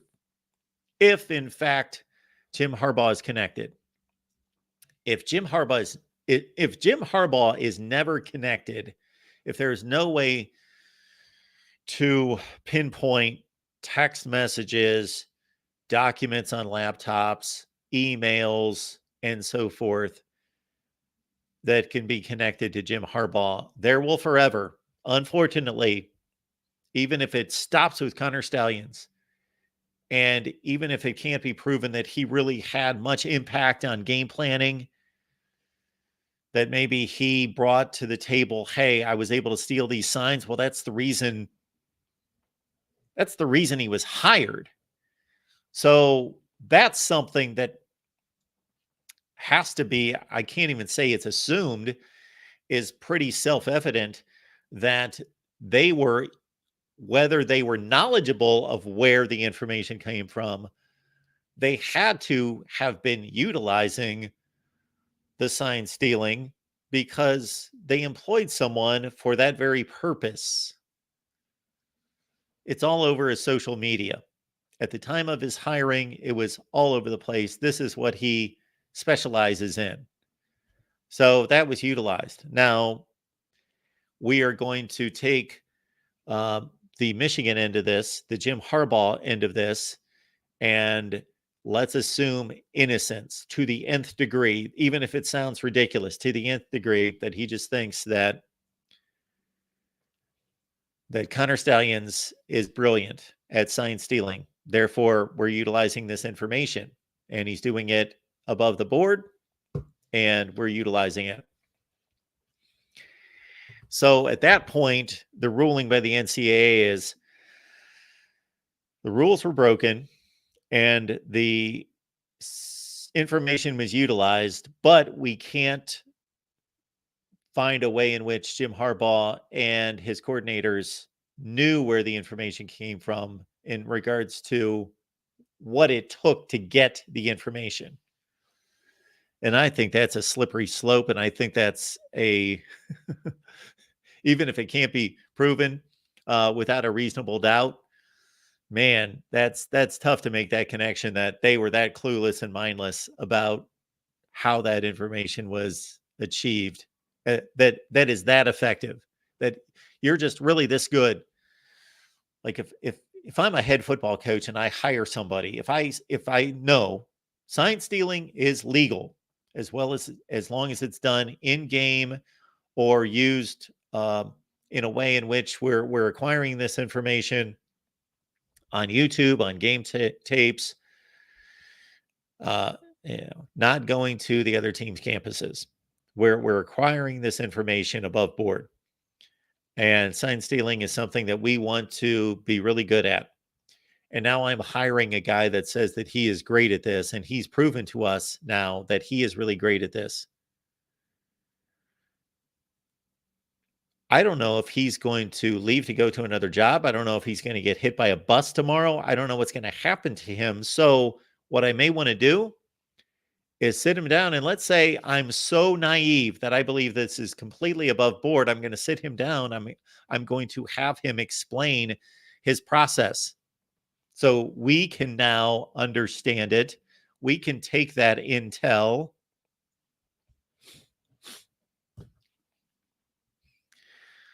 I worked for a company that basically said, your intellectual property is our intellectual property. Therefore, if you have ideas and suggestions that could benefit us, well, we employ you. Therefore, it becomes our intel. So we're going to utilize it. We're going to benefit because we employ you. We're going to benefit from your knowledge and skills and abilities and the platforms that you've built. We're going to take those on.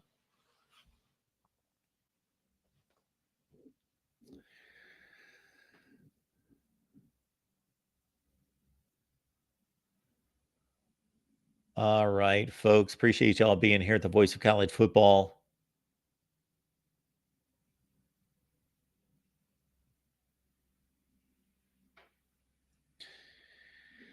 Jared says, if Harbaugh is innocent and no evidence thus far points to Harbaugh, why would Michigan suspend their coach? I don't think Michigan has to apply NCAA rules. Coach is always responsible.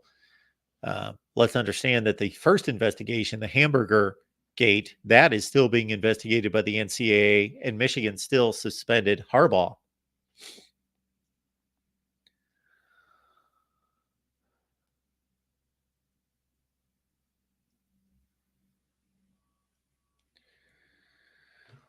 Tim asks, how come no comment from Day when asked if he was behind the investigation? Why would he answer that question?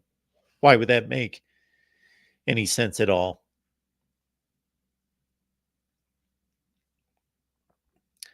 Tim says, Mark, Ohio State changed their signs last year and still got smoked. Illinois also had Michigan signs in last year's game. Guess who was their defensive coordinator? Ryan Walters, of course. So when it comes to sign stealing and signs and how integral they are and how complicated they are, you know what? I'm guessing that none of us really have a full grasp of that, because my high school football playing days were the limit of my football career. And of course, I've been around football, most notably when I worked in Mississippi, going to practices on a regular basis, going to Alabama, Mississippi State, Ole Miss practices, and talking to coaches and players on a regular basis, and standing on the sideline every game and all of that. But I'm guessing that most of us in the chat here have minimal knowledge, including myself, of how intricate those signs are, more so on offense than defense. I do know that. And you can change some things. Okay. So if you're going to all of this effort to steal signs, but understand that everyone's... So this is what, to me, makes no sense, among other things, is that if everybody's cheating and everybody's doing it, then if you're going out and you are acquiring all this information with full knowledge that the teams that you're playing know that you're acquiring this information weeks in advance, so they're just changing their signs anyway, then what is the point to it, and what's the effectiveness? Zero. I still think that there's an impact, that trying to learn a new language in 1 week is difficult to do. The defensive signals are less complicated, less exhaustive than offensive signals. So you're asking players who have everything that they have on their plate during the course of a week to learn a whole new set of signs. There's enough pressure on them in game. We see the mistakes, the mental mistakes that are made by players during the game. Do you really want to have them have to process that ABC now equals EGH, and EGH now means IOC, and IOC now means AFR, and yeah. So you're probably not going to turn over the entire set of signs in 1 week. It's not like baseball where we've got 3 signs You're the pitcher. You've got 4 pitches. You're a base runner. We got 3 signs. So we're going to switch them up because they stole them. Or we've got an idea that they stole them. So we've got to switch them up. No, from my understanding, much more complicated than that. So just in that, in and of itself, even if they're able to change their signs, they have exhausted a lot of time, a lot of effort that could be devoted to game planning, practicing, lifting weights, doing all the other things. If they're having to reset their minds of their players through a series of different signs that have to be changed in the course of a week, then you are still cheating, and then you are gaining an advantage because you force the opponent to have to utilize time to do other things. All right. We got Biggs on the line. Welcome to the Voice of College Football. What's going on today? How you doing today, Mark? I'm doing well. How are you? Doing well. Sorry, I have an echo going on here. If it's me or my fault or not. We don't hear it here, so you're fine on our end. Okay, sorry about that. Yeah, I'm just wondering what's going to happen with this, the meeting that Ono had with the Big Ten commissioner. Have you heard anything about that? No, I've not looked into that whatsoever. I was hearing that they're talking about suspending Harbaugh for just the rest of the season Yeah. to appease the Rest of the coaches season. of the Big Ten. Yeah,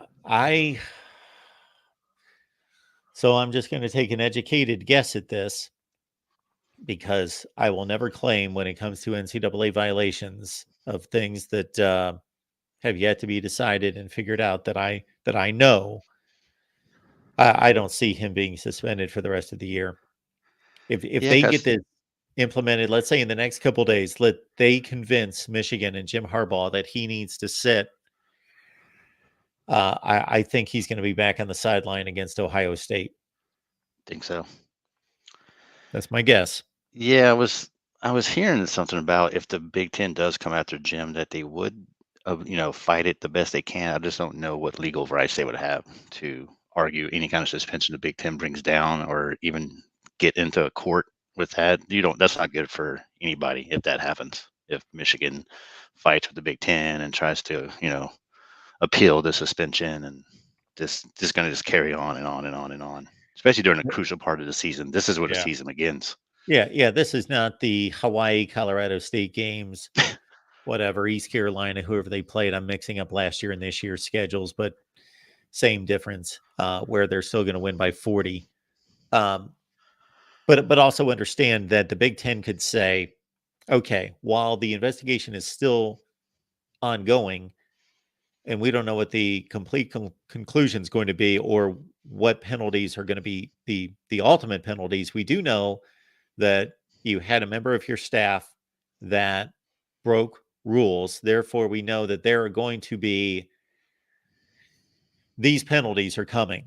X and Y, we're still waiting for Z, and we're still waiting for A, B, and C to see the extent of this, to see if we're going to vacate wins, how heavy the fines are going to be, scholarship reductions. But we know that there are going to be some suspensions, let's say, just based on how far we are in the investigation at this point. Therefore, we are going to suspend Jim Harbaugh because we know, based on the information we currently have, that is going to be part of our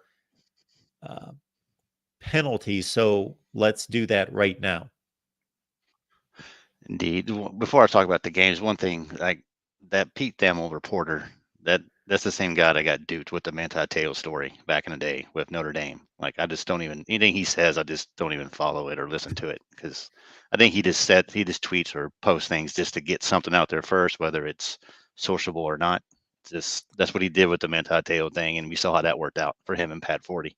It all was just well, when a lie. it comes to there's about 4 or 5 of these guys that are at the forefront of the sport: Brett McMurphy, Pete Thamel, Ross Dellinger. I can't vouch for any of them one way or the other. I'm not critical of any of them, nor is like one of them my go-to guys, because I just don't follow them and I've not kept track of their accuracy. I think I think you had him on your show before. The Locked on Wolverine guy, he does pretty good work from what I Yeah, hear. So I Isaiah. watched a few of his. Yeah, Isaiah. I've listened to a few of his podcasts lately. So Yep. he believes something's coming down this week, but not exactly sure. But hopefully not. I'm hoping, like Joe Klatt said, just let the process work itself out. No matter if the coaches are upset about it, you don't appease the masses just because they're upset. You let the process work itself out. There would be one conversation I would have. Maybe this is way too simplistic, and maybe I'm expecting people to be more honest than they truly are. But I would, as Big Ten commissioner, go to Michigan and say, okay, I know that you're playing this to your best advantage and protecting as much as possible. So I'm not going to fool myself into thinking that you're going to spill everything in front of me. But I'm telling you this, that if you go on and win a Big Ten championship, if you get a playoff spot and are successful in the playoffs, maybe even win a national championship, and then 3 months from now, we're sitting here in a position where we've got to take away championships and vacate wins because this is so severe that everyone knew about it from the top and was orchestrated. That's going to be in a horrible place. We're all going to be the Big Ten's going to look horrible because we've got a national champion that was just stripped of its national championship, or it's being talked about like it didn't count, and we don't want to be there. So you're going to need to give me some indication of how serious this is so we can get in front of this for your good and our good, because you winning a national championship on the field that's going to be vacated isn't necessarily going to serve you too well. So Yeah, see, Mark, the problem is you make too much sense. That's the way to do it, and hopefully they would do something like that. I don't know if they will, but you're right. That's exactly the way they should do it. Just say, hey, just be straightforward here. Like after we investigate this the next year and a half or whatever it takes, what's coming? If something, if if something's going to come out or not, Michigan knows the truth on what they did and did not do. So just tell us now, and then we can exactly, because the damage is already done. When this report first came out 3 weeks ago or a month ago, whenever it was, the damage was already done before anything ever happened. Michigan is just labeled as cheaters. Doesn't matter if they win the title this year. Doesn't matter. They'll still be labeled as cheaters. It's just with the public eye. and when you think about it, Biggs, those are the conversations that you would have weeks and weeks ago Mm-hmm. at lower levels. So it would start with if I were in these spots, it would start with let's say Harbaugh is completely clueless about this, but knows, hey, this is serious. And if we were using information that we shouldn't have had, then I'm having that conversation. So it's going up the ladder, meaning if I'm Harbaugh and I'm the highest ranking person who's innocent or clueless about this, then weeks ago when this first breaks, I'm talking to my coordinators, I'm talking to Connor Stalions, I'm talking to everybody and saying, you tell me what's going on. And then if I'm Ward Manuel, I'm doing the same thing with Harbaugh.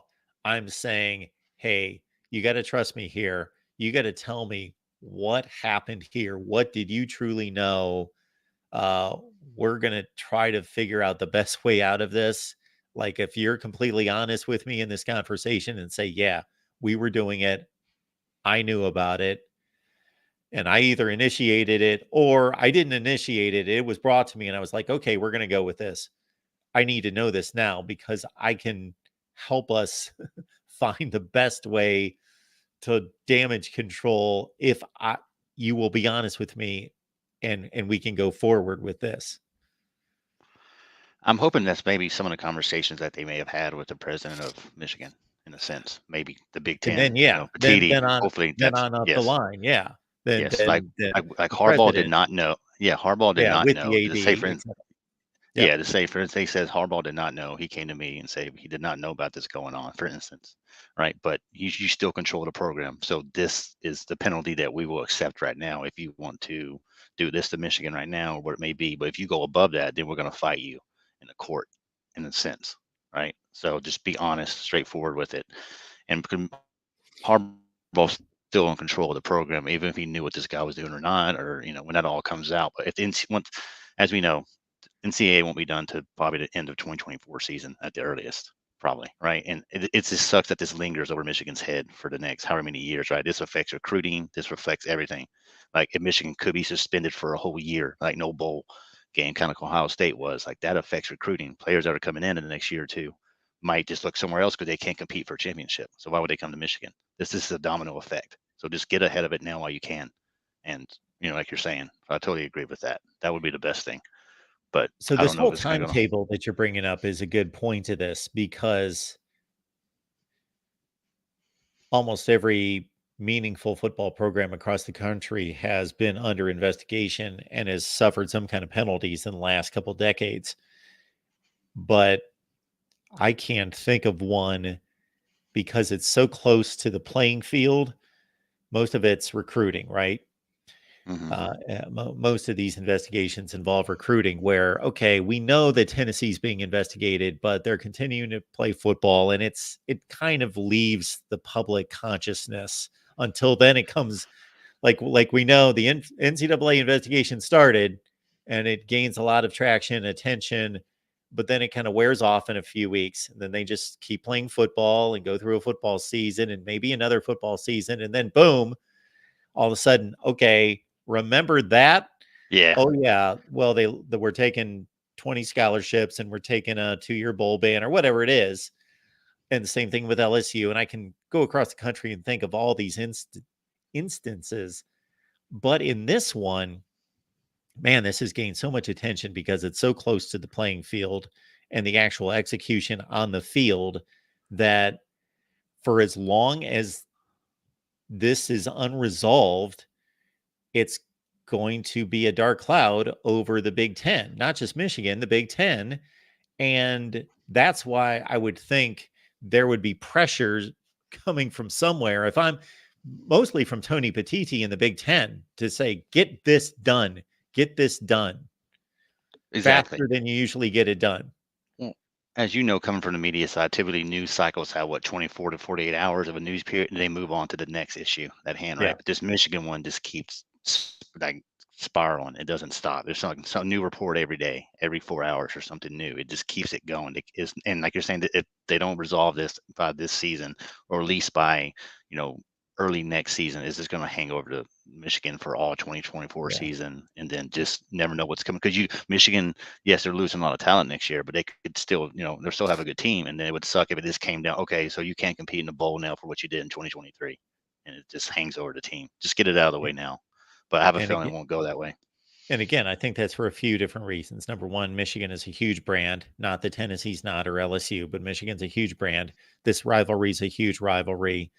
There's been so much attention, for as big as the Big Ten always is. More attention across college football has been given to the Big Ten because of realignment, because of the new TV contract, that this is just going to be a super, super conference going forward. But most of it's because of, again, almost all these scandals outside of Sandusky and Penn State. That's a whole other deal. All these other scandals involve recruiting. So while that's important and it catches people's interest as, oh, you're cheating to recruit and sign players, that's not directly related to the current team. And now this stays in the news cycle and stays with fans, because every time there's another weekend of games, there's talk about, oh, well, so-and-so beat so-and-so, or you didn't beat them as bad as you should have, or whatever, that they tie directly to, well, how much was that impacted by or not? So it just keeps it going. When I was watching the Purdue game this weekend, when they were up 20-6, and I was like, if they win this game 23-6, all I'm going to hear is, see, you blew out Purdue if you stole their signs. Like, I was just waiting for it. I was like, Michigan needs to score a few more points just to shut people up. That see what happens when you don't steal signs. Real quick before I go, I saw a funny scenario that ESPN was saying that but they would suspend Michigan for the Big Ten championship game if they were to make it, right? They can't play in it. Ohio State goes. Ohio State wins it. but Michigan's still 12-0 because they beat Ohio State. So they would do Big Ten would do that just so they could get 2 teams into the playoffs. I was like, when ESPN was saying that, I was just like, oh God. I was like, really? That's what they're thinking about. They're not thinking about banning Michigan just so Ohio State and Michigan can both get into the playoffs. That's not. It's just it's interesting what some of these networks say, just to gain traction. That's a crazy scenario. So if It I was heard that right, that the Big Ten would ban Michigan, but college football wouldn't, the no, NCAA, so they'd still be eligible for the playoffs. But they're taking this asterisk kind of champion, quasi champion that didn't win the championship because they weren't allowed to. That's I yeah, it's like the Michigan would think that. I mean, the Big Ten would think that far ahead. But like, yeah, this has been Michigan. Michigan's first. This happens to beat Ohio State, so Ohio State still goes to the Big Ten championship. They would destroy the Big Ten West, and then so they could get in, and Michigan could get in. That's just ridiculous to even like say that uh, out loud. yeah, that would put such a dark cloud over the playoff and the sport. Nobody wants that. The playoff committee doesn't want that. The networks don't want that. That's not happening. The Big Ten doesn't even want that. They would rather have one team go to the playoff and represent the conference than have 2 in and have most of the talk be not about the matchups and the games. It would be about Michigan. Well, are they supposed to be here? They're not supposed to be here. There'd be this big argument. They don't want their games But to be tainted to that degree. and like you said, in the back of their mind, the best case scenario the Big Ten would hope happens is Ohio State just beats Michigan, and then Yep. that's over, right? They're not in the playoffs, right? They're not going to Yep. make it. That's what their hope. They're not going to say it, but that's what they hope happens, probably, just so Yep. it's not talked about. That takes The care whole of thing. it. So it's it's up to your team. Well, it's up to Penn. I mean, I guess they could lose to Penn State and still beat Ohio State, and then this is a bunch of tiebreakers and all that happens. So I'm not even gonna go down that road. I know you talked about it a few times already, but it's Yeah, we're the going to real produce season. another video on that this week. We will get to The, that. the real season begins now, so it should be a good game up in Happy Valley this weekend. So and I'm interested to see how Michigan handles the an actual test this year. So it should be Yep. good. They got good defense, and then you guys should win your next 2 games, and then if Michigan wins their next 2, we'll have the battle that we've been waiting on. So and but like I said, the damage is done. No matter what Michigan does, they cheated. So even if they beat Ohio State fans are still going to say, "Well, see, you probably stole our signs again," or whatever it may be. It's just nonsense. It just never ends. So Well, uh, you're right. You're right. It doesn't. And some of that's in good fun. A little bit of it's in good fun. Most of it's not in good fun. And I would hope that most college football fans, I'm talking to Ohio State fans mostly, would just be, hey, take the result for what it is on November 25th. And if Michigan wins again, they won the game. They won it on the field. And sure, you should want the truth to be known and them to be held accountable for what they did. But I am going to be the last person. I will tell you this, Biggs. that's I why will be the I last listen to you. person sitting here crying and making excuses for Ohio State if they have one less point on the scoreboard on November 25th. I will not be saying, "Oh, they really should have won and they would have won." No, that will Well, not be. this is why you're the only take. Buckeye fan I listen to. So actually, yeah, because you're not gonna go because I know that one guy that comes on your show. I like the guy too, but you always have him on. I think it's David, the old Buckeye fan, whatever. So I could just see Oh him yeah, saying if Michigan beat Ohio State, saying, "Well, the win won't matter anyway because it'll be vacated in a couple of years, so it's okay we lost." Like I can just see David saying something like that. So just to irritate Michigan fans, but you know, uh, I think that's his name. He's a good guy, but he likes poking Michigan a lot. So. yes, he does. Yes, he does. But I'll All let right, you go. Biggs. I appreciate you Well, taking my call. It's always good. I'll try to call in absolutely. more often. It's always good talking with you. And you enjoy the Cool. rest of your day. Thanks, man. You too. Everybody, take care. All right, folks. Well, it just hit me. I would stay on and keep talking about everything involving the Big Ten and Michigan and the upcoming games. And you know what? We're on for 4 hours starting at 6 p.m. Eastern time. And you can probably tell talking is a bit of a struggle right this second. Got one of those deals, one of those sinus deals, which is very uncommon for me. But I think possibly being outside for 3 or 4 hours yesterday, while it was a very nice day, was not necessarily good. Sweating, cold wind, same time, put those together. There you go. So the talking today is going to be a little bit deliberate, a little bit labored. Big Ten live shows coming up Monday at 6 Eastern time. That's today. That is about 5 hours from right now, something in that range. So please join us then for 4 hours of Big Ten football talk later today. The Amazon links in the description section. Almost all of you shop on Amazon at some point. So when you do, please grab the link in the description section. We would appreciate it. We also have a Michigan Live show. So this is a special edition Michigan Live. But the Michigan Live show, for those of you who are watching on the main national channel, the Michigan Live show is typically just on the Michigan channel with John D'Adamo hosting every Tuesday at 8 p.m. Eastern time. So please join us for that. And again, the Big Ten Live show is coming up in just a few hours at 6 p.m. Eastern time. We will see you all back then. Appreciate you being here. More Big Ten football talk. And of course, this is the voice of college football. So we have scheduled records this weekend, this week, coming up with all sorts of contributors from Clemson and Alabama and elsewhere covering college football. So keep it locked in, folks, and we will see you soon. Oh, I am sorry. Super chats. I see them there. My bad, Stephen. Thank you so much for these. I hope you're still here to hear this. Stephen says, Petiti is a lawyer. He's not going to do anything stupid. The hammer will be bigger because he gave Ohio the chance to fix it, and he did not. Oh no. I'm sorry. I misread that. Need my contacts in. Oh, no. The chance to fix it, and he did not. And then Stephen comes back with this. And thank you for the contribution. Tony Petiti gave Ono his one chance. That's over for this season. So the hammer falls after the season. There it is. Thank you for the contribution, Stephen. Big Ten Live show coming up at 6 Eastern. See you then.